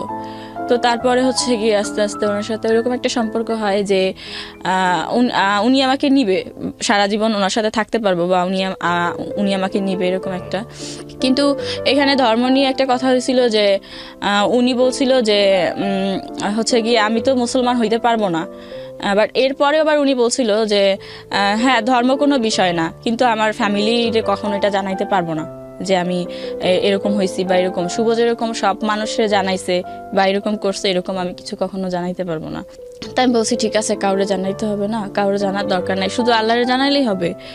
তো উনি হচ্ছে গিয়ে তারপর যখন আমার বিয়ে করতে যায় উনি, তখন তো উনি হচ্ছে গিয়ে ওনার কাগজপত্র সব তো এই ধর্মে, আর আমার তো মুসলমান ধর্মে, সেই ক্ষেত্রে ওনার সাথে আমার বিয়ে কোনোভাবেই সম্ভব না। তো কোনোভাবেই সম্ভব না। উনি বলে যে আচ্ছা ঠিক আছে, আমি হচ্ছে গিয়ে তুমি তোমার কাগজপত্র আমি হচ্ছে গিয়ে দেখি তৈরি করতে পারি কিনা। তো উনার হচ্ছে গিয়ে আমি এগুলো জানতাম না, উকিলের মোহরি ওনার হচ্ছে গিয়ে বন্ধুর মতো, তার সাথে সবকিছু শেয়ার করার পরে আমার বার্থ সার্টিফিকেট তৈরি করে ফেলে। বাট আমার ঠিকানা বা আমার কোনো কিছু না, উনি আমার জাস্ট এটা প্রমাণ করতে চায় যে আমি হিন্দু, ঠিক আছে, এরকম একটা বার্থ সার্টিফিকেট তৈরি করে ফেলে। তারপরে ওই বার্থ সার্টিফিকেট দিয়ে ওনার সাথে আমার বিয়ের কাগজটা আর কি, বিয়ে ওই বার্থ সার্টিফিকেটগুলো বা আমার ছবি টবি সবকিছু যখন ওই মোহরির কাছে দেওয়ার পরে উনি হচ্ছে গিয়ে আপনার এই বিয়ের কাগজটা তৈরি করে ফেলে। এবং বিয়েটা হচ্ছে হিন্দু ধর্ম, মানে আমি পড়ার পর দেখি যে, বা আমি যখন সিগনেচার করি তখন আমি দেখি যে বিয়েটা আসলে হিন্দু ধর্ম অনুযায়ী হয়েছে, বা হিন্দু এরকম একটা। তখন আসলে আমার হাজব্যান্ড যে সে সবকিছু জানিয়ে গেছিল যে আমি এরকম হয়েছিলাম, বা ওর সাথে আমার এরকম একটা সম্পর্ক, সবকিছু জানিয়ে গেছিল। তো সেই মুহূর্তে সে শুধু বলতেছে, সে তো আগেও সবসময় বলছে যে তুই চইলা যা, আমি যেন বাসায় এসে তোরা না দেখি, এরকমটা বলতো। তো সেই মুহূর্তে হচ্ছে গিয়ে আমি একদিন উনি হচ্ছে গিয়ে করে যে আমার সমস্ত কাপড় চোপড় সব কিছু যা কিছু থাকে সব ময়লার ঝুড়িতে নিয়ে ফেলাই আসে, যে তুই আর এই বাসায় থাকবি না। আমি বাসায় এসে যদি তোরে না পাই, তাহলে তুই থাকলেই কি না থাকলেই কি, তো তোর দিতে আমার কোনো লাভ হবে না, তার চেয়ে ভালো তুই কোথাও চলে যা। তো ওই মুহূর্তে আমি চলে আসি ওনার কাছে, এবং ওনার কাছে চলে আসি। সেই দিন ওনারে বলিনি, শুধু বলছিলাম যে আমি তো অনেক সমস্যার মধ্যে আছি, আমি মরে যাওয়ার পরে আর আমার নিলে কি হবে, আমি বাইচা থাকতে থাকতে চেষ্টা করে দেখেন একবার আমার নেওয়া যায় কি না। আমি মরে গেলে অনেক আগেই মরে যেতাম, কিন্তু আমি বাঁচতে চাইছিলাম, বারবারই বাঁচতে চাই। তো ও তখন বলে যে আচ্ছা ঠিক আছে। পরে ও একটা বাসা দেখে ওই বাসায় আমার নেয়। আর ওই কাগজপত্রগুলো ও করে, তখন ও আমার সাথে ওর কাগজ নিয়ে একটা কথা হয় যে হিন্দু ধর্মে কেন এই কাগজগুলো হয়েছে, বা বিয়েটা কেন হিন্দু ধর্মে। আর ও কিন্তু এই কথাটা আমার বলে যে এটা জাস্ট আমার ফ্যামিলি দেখবে, আমি কি সেটা তো আমার ফ্যামিলি জানে, আর আর আমি এখন কি হব সেটা তুমি জানবা। বাট এগুলো যে সবাইরে জানাইতে হবে, শুনাইতে হবে, এমন তো কোনো কথা নাই। কাগজে তো প্রমাণ হবে না যে আমি আসলে কে। তো এরকমটা বলে। তো যখন ওই বাসা নেওয়ার পরে হচ্ছে গিয়ে ও ওই বাসায় আসে, বা আমার কাপড় চোপড় নিয়ে আসে, আমি আর ওই বাসায় থাকি। তো ওই বাসায় থাকি, ও হচ্ছে গিয়ে দেখি যে ও কোনো কাপড় চোপড় টোপড় কিছু তেমন আনে নাই, বা দুই একটা কাপড় চোপড় এরকমটা, বা ওর যে বাসাটা ছিল সেই বাসায় ওর সব কিছু আছে, ওগুলো ও ছাইড়ে আসে নাই। তো আমি হচ্ছে গিয়ে তখন ওর কিছু বলি নাই বিষয়, দেখি যে ওর কাপড় চোপড় বা কাগজপত্র ওর কোনো কিছুই এই বাসায় আনে নাই। তো এভাবে থাকতে থাকি ওর সাথে। কত সালের ঘটনা এটা? এটা 20 সালের জুন। আচ্ছা, এবার আমি কয়েকটা কোশ্চেন করবো আপনাকে। আপনার পুরো গল্পটা আমি বুঝে গিয়েছি, তারপর আমি কয়েকটা কোশ্চেন করে এন্ডিংয়ের দিকে যেতে চাই। আপনি কি এখন ওর সঙ্গে আছেন, নাকি ছাড়াছাড়ি হয়ে গেছে? ছাড়াছাড়ি হয়ে গেছে, ডিভোর্স হয়ে গেছে। প্রথম হাজবেন্ডকে আপনি ডিভোর্স দিতে পারেন নাই বা দেন নাই? দিয়েছিলেন? না, দেন নাই। আচ্ছা, কি করেন আপনি বর্তমানে? আমি বর্তমানে কিছুই করি না। কিছুই করেন না? থাকেন কোথায়, মানে কিভাবে আছেন? খাওয়া দাওয়া, একটা মানুষের তো অ্যাটলিস্ট 3 বেলা খেতে হলে কিছু রোজগার করতে হয়, এগুলো সাপোর্ট পান কোথায়? এগুলো সাপোর্ট হচ্ছে গিয়ে আমি নভেম্বরের 27 তারিখে হচ্ছে গিয়ে 24 তারিখে হচ্ছে গিয়ে ডিভোর্স হয়েছে। তো ডিভোর্স হয়েছে, তারপর আমি 27 তারিখেই ঢাকায় আসছি, এবং আমার সাথে যে মেয়েটা আসছে ওর কাছেই আসছি।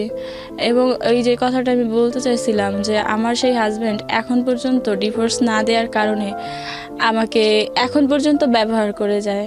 ব্যবহার বলতে এখনো আপনি ওর কাছে যান এবং আলটিমেটলি আপনাকে স্ত্রী হিসেবে ব্যবহার করে? হ্যাঁ, আমি আসলে শুধু ডিভোর্স না, আমি কোথায় থাকবো, কোথায় যাব, সেই জন্যই কিন্তু এই সেকেন্ড টাইম যে বিয়েটা, বা এত কিছু করছি শুধুমাত্র বাঁচার জন্য, নিজে কোথায় থাকবো সেই জন্য। আমি কোনো সময় আত্মহত্যা করতে চাইনি। দেখেন, এখানে একটা বিষয় বলি আপনাকে। লিমা তো আপনার নাম। লিমা, আমি আপনার গল্পটা এমনভাবে এখানে উপস্থাপন করেছি, আমি আসলে আপনার গল্পের মধ্য দিয়ে একটা জিনিস সবাইকে বোঝাতে চেয়েছি, যে একটা মেয়ের সোশ্যাল সিকিউরিটি কতটা ইম্পর্ট্যান্ট, একটা মেয়ের অর্থনৈতিক সিকিউরিটি কতটা ইম্পর্ট্যান্ট। আপনি যে কথাগুলো আজকে এখানে বললেন সেটার মধ্যে কতটুকু ভুল ছিল, কতটুকু মিথ্যা ছিল, কতটুকু সত্য ছিল সেটা আপনি জানেন, কিন্তু এরকম একটা ঘটনা মানুষের সঙ্গে ঘটতে পারে বলে আমরা বিশ্বাস করি। হ্যাঁ, তো আপনি জানেন না আপনার ফিউচারটা কি হবে, কোথায় যাবেন, কি করবেন। তবে এটা ঠিক যে একদম জিরো ক্যাপিটাল অবস্থায় যদি একজন মানুষ থাকে, তাহলে আমি বলবো যে তার 2 হাত আছে, 2 পা আছে, সুস্থ আছে, সে কাজ করে খাওয়ার সামর্থ্য রাখে। আমরা এখানে এমনও গল্প প্রচার করেছি যে গত সপ্তাহে গেল, ভদ্রমহিলার চেহারা সুন্দর এবং সেও আপনার মতো বিভিন্নভাবে ভিকটিম, কিন্তু সে একটা মানুষের বাসায় থেকে কাজ করে 2 বেলা 2 মুঠো অন্ন, এবং তারপরেও তার সমস্যাটা এত জটিল যে তার বাচ্চা আছে, সেই বাচ্চাটাকে নিয়ে তার সার্ভাইভ করতে হয়। তো আমি আপনাকে একটা জিনিস যেটা বলতে পারি, আপনার এই গল্পের মধ্যে প্রথম বিয়েটা তো আপনি নিজেই করেছিলেন, তাই কি নয়? দ্বিতীয় বিয়েটা সেটাও আপনি নিজেই করেছিলেন, এবং সেখানে নিশ্চয়ই আপনার কোনো না কোনো, আমি মনে করি যে ভুল ছিল। ভুলটা একপাক্ষিক না, দ্বিপাক্ষিক। যিনি আপনাকে বিয়ে করেছেন তারও ভুল ছিল, যে কারণে সংসার টেকে নাই বা এরকম হয়েছে। তবে এটা ঠিক যে পরিবার ছাড়া হওয়াটা উচিত হয়নি। আপনার ভাই বোন যারা আছেন ওরা কোথায় আছেন? পরিবারের সঙ্গে আছেন নাকি পরিবার ছাড়া? আপনারা কয় ভাই বোন? 5 ভাই বোন। 5 ভাই বোন। বাকি বোনগুলো কোথায়? বাকি একটা বোন, ওর বিয়ে হয়ে গেছে। আচ্ছা, আর আরেকটা বোন? 2 বোন 3 ভাই। তো বাকি বোনটা সে কি আপনার বড় ছিল না ছোট ছিল? বড় ছিল। তো ওর তো এরকম হয় নাই, তাহলে আপনার ক্ষেত্রে কেন হয়েছে? আমার ক্ষেত্রে এরকমটা হয়েছে যে আমি আমার মারে প্রচন্ড ভালোবাসি, আমার মারে কোনোদিন আমি কষ্ট দিতে চাই নাই। আমি চাই নাই যে তো আপনি এখন যে আমার- অবস্থায় আছেন সেই অবস্থায় কি মা কি সুখে আছে, মা কি ভালো আছে? আপনি চান নাই, কিন্তু না চাওয়াটা এইভাবে তো একটা ভুল ছিল। 16 বছর বয়সে বাসা থেকে বের হওয়াটা কি উচিত হয়েছিল? আপনি শুধু আমাকে এটাই বলেন। এটা আপনার একটা ভুল সিদ্ধান্ত ছিল। প্রথম কথা হচ্ছে এটা। হ্যাঁ, আমাদের সামাজিক রাষ্ট্রীয় জায়গাতে অনেক অনেক দুর্বলতা আছে। আমরা একটা মানুষের সিকিউরিটি নিরাপত্তার জায়গাতে সেই জায়গাটায় আসতে হয়তো আমাদের আরও অনেক বছর সময় লাগবে, কিন্তু আমরা তো একটা পারিবারিক শিক্ষার জায়গাতে আছি, একটা কমন সেন্সের জায়গাতে আছি। 16 বছরে যখন আপনার জীবনে এরকম একটা দুর্ঘটনা ঘটে গেল, তখন আপনার উচিত ছিল পরিবারে ফিরে যাওয়া। বাবা মা তো নিশ্চয়ই আপনাকে ধরে রাস্তায় ফেলে দেয়নি যে তুমি আর বাসায় ঢুকতে পারবা না। সেটা করেছিল কি কখনো? করে নাই। আপনি একবেলা দুবেলা না খেয়েছিলেন, সেটা তো ঢাকা শহরেই ছিলেন।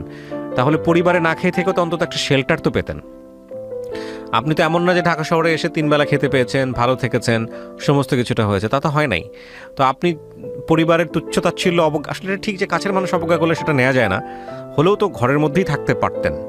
মানে বেস্ট আমার কাছে যাই হোক না কেন, যে মা বা বাবা যদি গালি দেয়, বকা দেয়, তারপরে অন্তত মুখের সামনে তো অন্নটুকু দিত, সে তারা আপনাকে না খাইয়ে তো নিজেরা খেত না। আসলে দারিদ্রতা এমন একটা জিনিস না না, যে- আমি আমার প্রশ্নের উত্তরটা দেন। দারিদ্রতা অবস্থা তো আপনি ঢাকায় এসেও আপনার পরিবর্তন হয়নি, হয়েছে কি? না, হয় নাই।